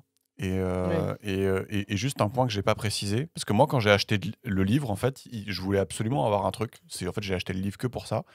Je voulais avoir un tableau avec les 25 raisons, et tu sais, en face de chaque raison, quel pourcentage de la variance ça oui. correspond. Tu vois ce que je veux dire? Ouais. Et ce tableau n'est pas dans le livre, et en fait, il explique que en fait, c'est pas possible de faire ce tableau, parce que quand tu as 25 raisons, pour réussir à faire pour chacune des raisons, toutes choses égales par ailleurs, en fait, juste à la fin, en fait, faut un échantillon et faut être un génie des statistiques, et c'est pas possible, en fait. D'accord? Donc peut-être que le truc, peut-être que certains des points qu'on cite, en fait, c'est 0,5% de la variance et fuck, quoi, tu vois. Donc c'est une des choses qui m'a déçu, mais malheureusement, c'est la vie. Ouais, et on retient que les heures sup, c'est une grande partie de la variance. Ouais, c'est ça, les heures sup, c'était le gros truc. Ça, Raison numéro 23, c'est avoir un but de carrière et donc en gros vouloir gagner de l'argent. Voilà. Donc 14% des femmes estiment que le salaire est très important dans le choix d'une carrière. 95% des PME dont le but est d'avoir une vie stable plutôt que le profit, c'est dirigé par des femmes. Un truc rigolo, c'est que les hommes ont 2 fois plus de chances de demander une promotion. Et un truc notre rigolo, c'est que les femmes ont 25% de chances de plus de l'obtenir. Ah ouais. Ce qui, au final, avantage les hommes si tu multiplies les deux. Ça, c'est marrant. Ok. Donc, demander des promotions, ça coûte pas Ouais. cher et c'est bénéfique. Voilà. Voilà. If you don't ask, you don't get. C'est ça. J'avais un trompa un jour, il m'avait dit ça. You know, if you don't ask, you don't get. Moi, j'ai retenu. Depuis, je ask. Et est-ce que tu guettes? Et je fais, ça dépend. Il parle d'un problème intéressant dans les grandes entreprises, en fait, où elles vont très très loin dans le souci d'être flexibles. En fait, bon, on l'a dit pour les femmes, mais ça peut être avec les hommes aussi. Donc offrir des longs congés maternité, avoir des heures flexibles, avoir des moyens pour garder les enfants, des choses comme ça. Mais tu vois, il donne le témoignage d'une certaine Colleen McMahon, une top avocate partner dans une des meilleures firmes qui avait pris... donc elle avait pris 10 mois de congé maternité. Et en fait, malheureusement pour la firme, juste la meuf, elle s'est dit, bah en fait, c'est trop bien, j'ai pu redécouvrir la musique, faire de l'exercice, chanter, au lieu de travailler toute la journée et tout le temps. Et du coup, elle a décidé de réduire ses heures, quoi qu'il advienne de son salaire. Et du coup, bah, c'est pas ouf pour la boîte, quoi. Et donc, ça, je trouve ça marrant parce que si la boîte ne lui avait rien aménagé, elle n'aurait pas fait ce choix. Donc, c'est fun fact quand même, je trouve. Les boîtes ne gagnent pas toujours à aménager les trucs, ouais. Ouais, c'est fun fact, ça, quand même. C'est fun fact. Raison numéro 24, c'est faire une recherche agrandie pour trouver son travail. Donc, il donne l'exemple d'un couple qui cherche du travail. L'homme, en général, a tendance à faire une recherche dans tout le pays. Ensuite, le couple déménage. Et ensuite, la femme fait une recherche dans la zone où se trouve le travail du mari. Et selon lui, on peut s'attendre à 25% de différence de salaire quand tu procèdes comme ça. Ok. Entre l'homme et la femme? Ouais. Bah, dans le couple, quoi. Ouais, dans le couple, ouais. Bah, entre la personne qui cherche nationwide et la personne qui cherche citywide, quoi. Ouais. Exactement. Qu'elle soit transgenre ou... Voilà. Et qu'elle soit, qu'elle soit furry ou... C'est ça. 25, la règle 25, enfin, qui est une fausse règle, c'est une sorte de résumé. Du coup, il nous nique un peu. 24, en fait. Voilà, on est vénère. 23 même, parce qu'il y en avait deux, c'était un peu de la carotte, c'était le risque deux fois. Donc il dit, produire plus. Voilà. Au final, te pose pas de questions. Si tu produis plus, tu seras payé plus. Donc c'est une sorte de récapitulatif de tout. Voilà, ça semble logique à tout le monde. Tous les footballeurs sont pas payés pareil. Voilà. Donc il nous a un peu carotte avec la raison 25, mais c'est pas grave, on l'aime bien quand même. Et, non, mais c'est intéressant parce que du coup, tu peux. Bah, ça résume, quoi. Ça résume et tu peux te dire, ouais, ok, en fait, c'est ça qu'il y a derrière tout ça et comment, dans mon métier, je peux l'appliquer, quoi. Ouais, c'est ça. Peut-être des façons dans lesquelles il n'a pas pensé ou des trucs plus particuliers, quoi. Tout ça fait. Et donc, si on tente une mini conclusion avant de débriefer. Donc, il espère que les 25 manières d'augmenter votre salaire servira à tous ceux qui liront le bouquin. Donc, on rappelle les 3 catégories. On avait dit il faut faire attention au niveau du choix du travail et de la spécialité et de l'inconfort que ça génère. Santé, stress, insécurité, travail de nuit, tout ça. C'est la première grande catégorie. La deuxième grande catégorie, c'était le temps du travail. D'accord ? Et la troisième catégorie, c'était qu'est-ce que tu es prêt à faire, hein. Donc, beaucoup de temps de trajet, déplacements fréquents, déménagement, tout ça. Voilà. Donc, ils espèrent que quand les gens sont moins payés, au lieu de se sentir démunis, ils vont y voir tout un tas de solutions et astuces après avoir lu le bouquin. Et donc, effectivement, il fait des séminaires. Et je me demandais, est-ce que c'était pas un petit peu finalement une approche de droite, ce qu'il fait, dans le sens où, au lieu de trouver des solutions systémiques, peut-être con ce que je dis, mais il s'intéresse à engager en fait un peu la personnalité la responsabilité des gens en fait dans le procès. Je sais pas si c'est con ce que je dis. Sinon, moi je suis d'accord. Après, je sais pas si c'est un truc de droite ou gauche, mais je suis d'accord que ce qui me perturbe un peu, moi je trouve ça intéressant. C'est ce que, je me répète un peu, mais ce que je disais, c'est que ce que je trouve vachement intéressant, c'est l'aspect, c'est ces 25 variables qui impactent le revenu moyen d'un individu. Et c'est vrai que je trouve ça même intéressant à titre personnel de le savoir. Parce que, comme disait Clem, ça te rassure sur tes choix ou ça te conforte dans tes choix potentiellement. Enfin, tu comprends pourquoi la situation elle est telle qu'elle est quand tu es adulte. Et quand tu es jeune, ça te permet de mieux t'orienter. Mais c'est vrai que je te rejoins, Alexa, sur le truc, l'aspect. Moi, je suis plus intéressé par les approches un peu systémiques, un peu globales, plutôt que de dire on laisse un peu les agents et les individus optimiser leur utilité selon ces variables-là, tu vois. Ouais. Bon, ouais, donc son approche, c'est de faire des séminaires. J'imagine qu'il a envie de dire qu'il faut aussi communiquer sur ce genre de choses. Parce que du coup, quand tu donnes l'argument zéro, tu sais, BFM TV, tu communiques pas vraiment finalement. Mais oui, c'est peu systémique, quoi. Enfin, ouais, mais après, bon, j'avoue que moi, je suis moins sensible, je pense, que vous aux aspects systémiques, même si du coup c'est intéressant d'en discuter avec vous. Mais j'aime bien, je me dis que peut-être lui dans son idée c'est je donne, comme tu disais, je empower les gens, enfin je donne le pouvoir aux gens et du coup l'évolution, enfin ça peut venir des deux côtés, tu vois, l'évolution des salaires et tout ça, elle peut aussi venir de ça, quoi, des gens eux-mêmes qui vont du coup oser plus, faire plus d'heures s'ils veulent ou pas. Et et ça n'empêche pas de mettre en place des choses systémiques pour leur permettre de mettre en Mm. place ces trucs-là. Mais Voilà. ouais, bah, en tout cas, s'il y a une chose qui est sûre, c'est que ça passe aussi par ce genre de discours. C'est-à-dire que pour moi, Ouais. le discours de dire eh oui, le 1er novembre, machin, ça sert à rien. Franchement, ou alors je suis à côté de la plaque, mais je pense que c'est stupide. Et donc, ça passe aussi par, je pense, ce genre de message-là. Et ce genre de message-là, ils pensent que bah, ça va justement contribuer à réduire un peu les stéréotypes de genre rigides qu'on pourrait avoir dans notre société. C'est ça. Les femmes vont se dire bah, moi j'ai le droit aussi de gagner plus. Peut-être Mm. qu'il ne faut pas qu'on me shame si jamais je veux voilà, prendre un peu dans les 25, piocher dans les 25 raisons là, et augmenter mon salaire. Les hommes aussi, ils ont le droit de gagner moins, ils ont le droit d'avoir plus de temps pour eux, machin, tout ça. Donc voilà, c'est Mm. s'occuper plus des enfants, s'occuper plus de la maison. Euh, donc ça passe aussi, je pense, par ce genre de discours, de essayer de casser un peu les stéréotypes de genre. Et là, j'ai l'impression qu'on casse pas les stéréotypes de genre juste pour le plaisir de les casser. J'ai l'impression qu'il y a vraiment des hommes qui sont contents de travailler moins et de passer plus de temps. Il y a aussi des femmes voilà, qui ont aussi envie d'avoir une carrière un peu plus riche. J'ai pas l'impression qu'on fait ça pour le principe, quoi, tu vois. Ouais, mais je me dis, peut-être c'est un peu idéaliste, mais que ce genre de discours-là peut permettre à des hommes qui se l'autorisent pas de se dire bah ouais, en fait, moi, Ouais, ça carrément. me saoule là de gagner de l'argent et j'ai envie de prendre plus de temps. Des fois, ouais, il y a peut-être pas cette réalisation et peut-être Oui. que ça, c'est déjà un pas, tu vois. Et dans l'autre sens, des femmes qui, Ouais. qui se disent je peux gagner plus d'argent ou bah, je suis bien où je suis et voilà, je sais pas, j'ai voulu avoir plutôt, tu sais, aussi d'avoir une espèce de lutte intérieure de ah putain, faudrait que je gagne plus ou je devrais demander ou je sais pas quoi. Bah oui, de prendre conscience de certaines choses. Mm. Par rapport à un collègue mec, bah, si tu as eu des enfants et que du coup tu as fait des arrêts maternité et tout, bah oui, bah, ça crée un déséquilibre, quoi. Mm. Et c'est OK, quoi. Voilà, et ça peut, et si elle veut, entre guillemets, le rattraper, bah voilà, elle a quelques moyens Mm. pour le faire, quoi.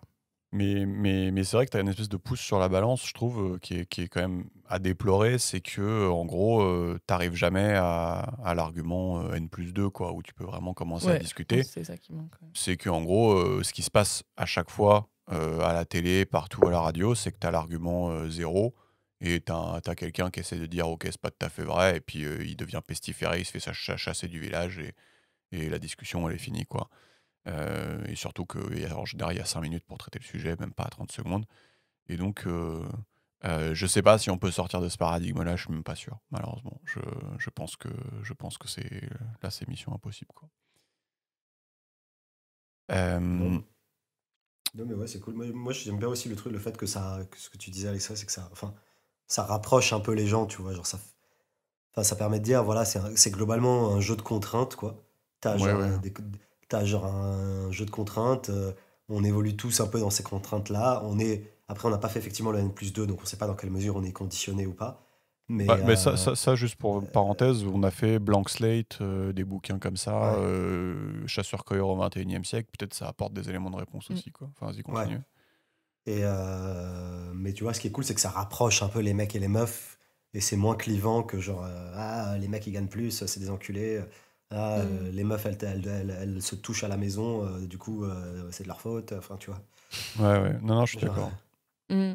Je suis d'accord, non, mais il est bien ce gars, ouais, il est cool. Mais c'est pour ça parce qu'il que est, c'est. il est pas trop critiqué, hein, il est assez respecté, hein. Ok.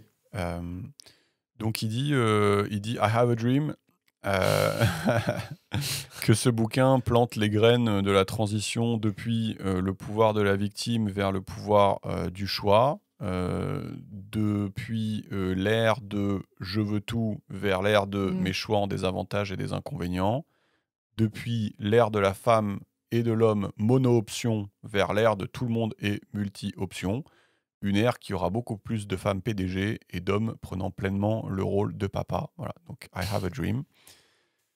Et il dit, ça c'est une bonne question, comment parler de ce problème sur l'écart salarial sans perdre tous tes amis, hein. Donc il dit, écoute tes amis, écoute tes amis, écoute tes amis, donc Simer Farrell, et pose des questions. Mais il donne un exemple. Il dit si un ami te tend un journal, regarde, il est dit ici que les femmes et hommes avec un doctorat ne gagnent pas pareil. Demande qui a les doctorats en sciences et qui a les doctorats en sciences humaines. Ton ami te répondra peut-être c'est marqué que même avec un doctorat en ingénierie, les femmes sont moins payées. Demande s'ils ont vérifié les spécialités. Ingénieur en chimie comparé à ingénieur en biomédical. A-t-on vérifié les heures, les années dans le même travail, privé ou public, travail à l'extérieur ou à l'intérieur, les déplacements professionnels, le même scope de responsabilité, les formations supplémentaires.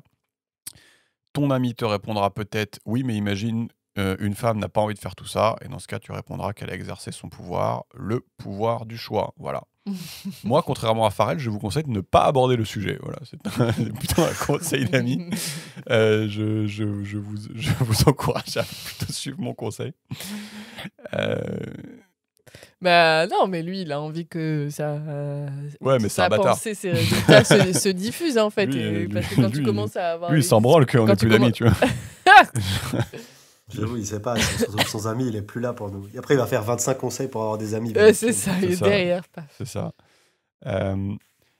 Autre point intéressant, il existe pas mal d'études qui, après avoir tenu compte de beaucoup de variables, trouvent que quand même les femmes gagnent un peu moins. Donc il y a toujours un espèce de mini-écart. Et lui, il dit, déjà, c'est rarissime les études qui tiennent compte de la différence publique-privée, des heures travaillées exactes, des années dans la spécialité en question ou même des formations. Et il dit qu'il n'y a aucune étude dont il a connaissance, donc peut-être qu'il peut se tromper, mais en tout cas, il en a cité pas mal. Aucune étude qui ne tient compte de exposition au danger, taille de la zone de recherche de l'emploi, conditions agréables ou non, disponibilité à déménager dans un endroit pas top et travail sous la neige, pluie et chaleur. Donc aucune étude qui tient compte de ça. Ouais, j'avoue que ça, c'est des trucs que j'avais découvert quand on avait fait le bouquin. Enfin... Et si on oublie les 5 points du dessus, où aucune étude n'existe, il n'y a aucune étude qui existe qui prend en compte les 20 autres points en même temps. Voilà. Donc ça n'existe pas non plus. Voilà. Et lui, il pense, mais il n'a pas de preuve, que si on prenait tout en compte, donc les 25 raisons, les femmes seraient payées plus. Mais vu qu'il n'a pas de preuve, rien dira. Lui, il dit que si on prenait vraiment tout en compte... Lui, il dit ça, ouais. Okay. Mais là, il est en freestyle. Donc, il s'enflamme à la fin. Non, mais c'est marrant, c'est-à-dire qu'en gros, dans toutes les études, à chaque fois, il y en a une qui prend 5 critères, il y en a une qui prend 2 critères, et en fait, au final, ouais, c'est un peu chum, quoi. Voilà. Après, c'est un peu chum, ou c'est peut-être aussi ce qui a permis d'aboutir au jeu de critères. Enfin, tu vois, ça a peut-être aussi permis de faire avancer le public, quoi. Ah oui, tout à fait, oui, c'est vrai. C'est vrai. Donc, et il y a un autre truc que je voulais dire, c'est que moi, je suis souvent à l'affût de bons arguments pour contrer l'argument N+1, là, du coup, le livre. J'en entends pas souvent, mais celui que j'entends souvent, c'est la personne à la télé dire « Il y a une raison que vous n'avez pas évoquée, c'est le sexisme. » Et en fait, je sais pas ce que ça veut dire, en fait. Et du coup, j'ai essayé d'analyser et je me suis dit, est-ce que la personne veut dire que un employeur va partir du principe, parce qu'il est sexiste, de façon consciente ou inconsciente, que les femmes sont moins compétentes et donc il va s'amuser à les payer moins? Est-ce que c'est ça que ça veut dire? Moi, j'ai l'impression que ce qu'il veut dire, mais ce genre de personnes, j'ai pas entendu, mais ce qu'ils peuvent vouloir dire, c'est le sexisme ambiant ah non, c'est autre chose. de la société. Voilà. Toi, tu veux dire que ça veut dire que les faits que les femmes soient plus à la maison, machin, c'est le sexisme ambiant de la société, ça qui du coup peut se répercuter dans les têtes des gens. Voilà. Ok. J'ai l'impression que c'est ça qui peut vouloir dire. Et ça pourrait être la... Tu sais, on parlait des réflexions arguments N+2. Ouais. Ça se trouve à chaque truc, on va dire sexisme. Oui, d'accord. Tu veux dire si le sexisme, ça veut tout dire, malheureusement. Si le sexisme, c'est la réponse à toutes les raisons pour lesquelles les femmes sont d'accord. pas... Ok, d'accord, j'ai compris. Ok, d'accord. Je sais pas, Georges, ce que t'en penses. Je sais pas si... J'avoue, y a pas de... Georges, il est taré. Il est taré. Georges, il est taré. Non, malheureusement, avant de conclure, Georges, malgré le fait que tu sois taré, je voulais donner quelques exemples. Dans le livre, il y a quelques exemples de discrimination contre les femmes qui peuvent en effet contribuer à faire bouger les lignes sur ces 25 raisons qu'on a citées. Donc, j'en cite plusieurs. Il y a déjà la culpabilité imposée, selon lui, par la société sur les femmes qui travaillent trop et qui laissent leurs enfants à la maison avec leurs proches parents. Bon, il dit que c'est con parce que leurs proches parents, en général, c'est papa, donc il voit pas où est le problème. Euh, Il y a le phénomène boys club aussi. C'est vrai que en haut des entreprises, vu que c'est souvent des hommes, bah, en gros, bah, ils vont faire des blagues de merde, ils vont se foutre de la gueule des uns les autres, c'est pas trop un environnement propice. Ils vont utiliser des métaphores de sport, il dit. Évidemment, il y a plus de confort dans la discussion avec un autre homme qu'avec une femme. Voilà, bon, voilà. Il dit évidemment ce phénomène existe aussi à l'envers dans les professions dominées par les femmes, mais là on parle des secteurs les mieux payés. Donc voilà, il y a le phénomène boys club aussi. Euh, Du coup, il y a aussi un autre truc marrant, c'est la voix grave, la voix non grave. Il dit que c'est un vrai truc, qu'en fait d'avoir une voix grave, c'est un truc qui permet de s'imposer au travail. Je trouve ça rigolo. Euh, Ouais, on entend souvent ces trucs-là. ouais, ouais, ouais. Il y a un autre truc, c'est le support à la maison. C'est-à-dire qu'en gros, un homme exécutif, il aura souvent en gros un support à la maison, bah, Un c'est soutien. un soutien, ouais. Et c'est sa femme qui en gros s'occupe de tout le reste. Mm. Alors qu'une femme exécutive va pas du tout avoir un homme à la maison qui s'occupe de tout le reste, quoi. Et donc en fait, c'est C'est un peu la charge mentale, quoi, ces trucs-là. ouais, c'est la charge mentale Enfin, ou c'est le temps, je sais pas. Oui, c'est les deux, quoi. Ouais, c'est les deux, Mm. ouais, c'est ça, c'est C'est ça. qu'en gros, la meuf, elle décharge souvent l'homme d'un certain nombre de tâches, donc ça lui fait gagner du temps et ça lui fait gagner du stress slash de la disponibilité de cerveau Mm. pour mieux se consacrer à son taf, etc. Mm. Bah ouais, Ou à ça. c'est-à-dire que enfin, je parle pas en connaissance de cause, mais j'imagine qu'un un espèce de directeur qui taffe toute la journée, tout le temps et le week-end aussi, Ouais. s'il n'y a pas sa femme à la maison quand même un certain temps, je pense que c'est mort en fait. Je parle pas en connaissance de cause, mais j'imagine, du coup, peut-être je dis une connerie, mais voilà. Et donc, du coup, bah, pour que les femmes puissent faire aussi ce taf, il faut aussi que les hommes acceptent de faire ça. Mm. Bon, apparemment, d'après son émission de radio, ils étaient plutôt chauds. Mais Mais peut-être les plus jeunes, tu vois, j'ai l'impression que c'est des je- trucs. C'est sais vraiment pas. pareil que des impressions, mais Ouais. ça devient plus naturel pour les mecs de notre génération que ça Ah, je l'était pense, moins oui. pour les mecs Je de pense tout à fait que la la nouvelle génération, génération ça de va nos aller parents, mieux. quoi. Voilà. Il dit attention également au coût extrêmement élevé que paye une femme qui élève seule son enfant. Donc ça, souvent, c'est souvent les femmes qui élèvent seules les enfants. Et il n'y a aucun argument, selon lui, de dire oui, mais c'est enrichissant, machin, parce que élever seul son enfant, c'est quand même compliqué, quoi. Donc là, ça, c'est vraiment le truc, voilà, malheureusement, si on s'occupe pas de ça, Ouais. ça c'est Oui, et compliqué, puis quoi. et puis il y a beaucoup plus de. Enfin, j'ai pas la stat, mais je pense qu'il y a beaucoup plus de mères célibataires que de pères célibataires. Oui, c'est ça que je voulais dire, Ouais, ouais, c'est c'est ça. ça, Et ouais. sachant que quand t'es une mère célibataire, ta vie, Ouais, c'est ça. Et du coup, là, il n'y a pas ta vie, d'argument. c'est travail, enfant, enfant, travail. Ouais. ad Et là, il n'y a vitam, pas, il y a pas jusqu'à- d'argument, oui, c'est enrichissant, selon lui, parce que c'est compliqué, quoi. Mm. Bah, ça peut Voilà. être enrichissant sur certains aspects, mais bon, c'est quand même l'enfer. Oui. Et il y a également, bah, tu sais, les femmes peuvent pas attendre autant qu'un homme avant d'avoir un enfant. Et moi, je pense sérieusement, ça peut créer quand même certaines dissymétries au niveau de la carrière. De Ne devoir, peuvent pas attendre. bah, tu peux pas attendre autant. Enfin, les hommes peuvent avoir des enfants plus Ah tard, oui, quoi. d'accord, Donc, ouais. voilà, donc il y a une certaine dissymétrie aussi qui peut se créer. Mm. Voilà. Est-ce que vous avez kiffé? Est-ce que vous avez envie de brûler le livre? Ou est-ce que vous dites que en fait, on a appris des choses cool, que c'était plutôt fair play? Je- C'est quoi vos impressions? Franchement, moi j'ai kiffé. Bah, j'ai déjà expliqué pourquoi. J'ai hâte de voir s'il y a des gens qui commentent un peu. Qui Ah ouais, nous ça risque app- d'être le pugilat, ouais, dans les commentaires.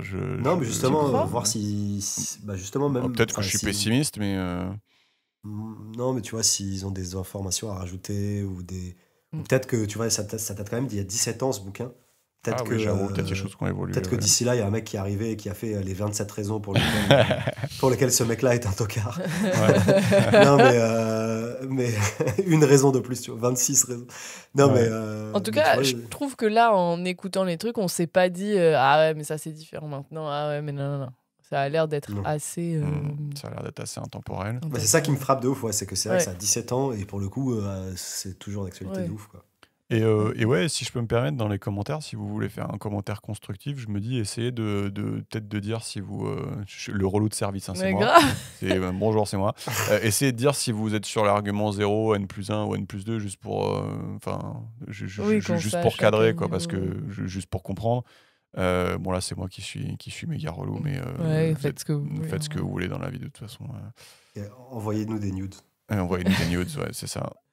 Ne faites pas ça, pitié. Et du coup, dans un souci d'égalité homme-femme, les hommes aussi, envoyez-nous des news. Bien sûr. Tout Voilà. type, Oui, tout type. s'il vous plaît. Tout genre. Et donc, il finit le bouquin sur une petite fable que je vais vous lire. Et après, c'est fini.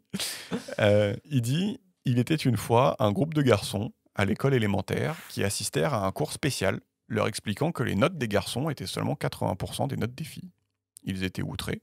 Leur professeur, M. Wright, leur expliqua que c'était parce que le système était, entre guillemets, contre eux. Les professeurs sont des femmes et elles accordent de la valeur à l'obéissance, à la façon d'écrire des filles, à la façon de parler en posant des questions plutôt que de s'exprimer franchement, tout ça. M. Wright appela ça le matriarcat et encouragea les élèves à aller se plaindre auprès du directeur. Au début, on les appela les protestants sacrément burnés, mais très vite, toute école qui se respecte se vit pourvue d'un département d'études des droits des hommes. Aucune école ne ressentit le besoin d'avoir un département du droit des femmes. Après tout, tous les profs étaient déjà des femmes et elles avaient déjà les meilleures notes. C'était les plus diplômées du lycée, c'était celles qui allaient le plus à l'université, et elles étaient aussi les plus diplômées de l'université. Voilà. Mais un jour bien triste, certains découvrirent que les garçons avaient maintenant de meilleures notes s'ils allaient à l'école le même nombre d'heures et passaient le même nombre d'heures sur leurs devoirs. Personne ne sut quoi faire. Devons-nous publier cette étude ? Demandèrent les élèves. Monsieur Wright, après réflexion, expliqua que le résultat qui valait la peine d'être publié était surtout que quand même, en moyenne, les garçons ont de moins bonnes notes. Et personne ne parla plus jamais de l'autre étude, et tout le monde vécut heureux. Voilà. Enfin, est-ce que vous avez aimé cette fable ? Ou vous avez trouvé qu'elle était à chier ? Ok, Clem a trouvé que c'était de la merde. J'ai pas le. J'arrive pas à coller les. On va essayer d'interpréter, quoi. En gros, il inverse la situation. Quoi. Oui. Et Mais quoi ? Et il dit qu'il y a des facteurs endogènes, enfin, il y a des facteurs, il y a des variables explicables pour lesquelles les mecs ont des moins bonnes notes que les meufs, mais en fait, que l'autorité s'en fout et préfère se concentrer sur le niveau 0 BFM TV. Okay.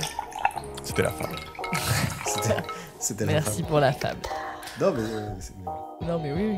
Bah, Mais merci. Georges, on sent qu'il a kiffé la fable, tu vois, Ouais. et que du coup, Ouais, il il est ose pas rentré dire dedans, quoi. parce que Clem n'a pas kiffé la fable. Donc voilà. Bon, on s'arrête là.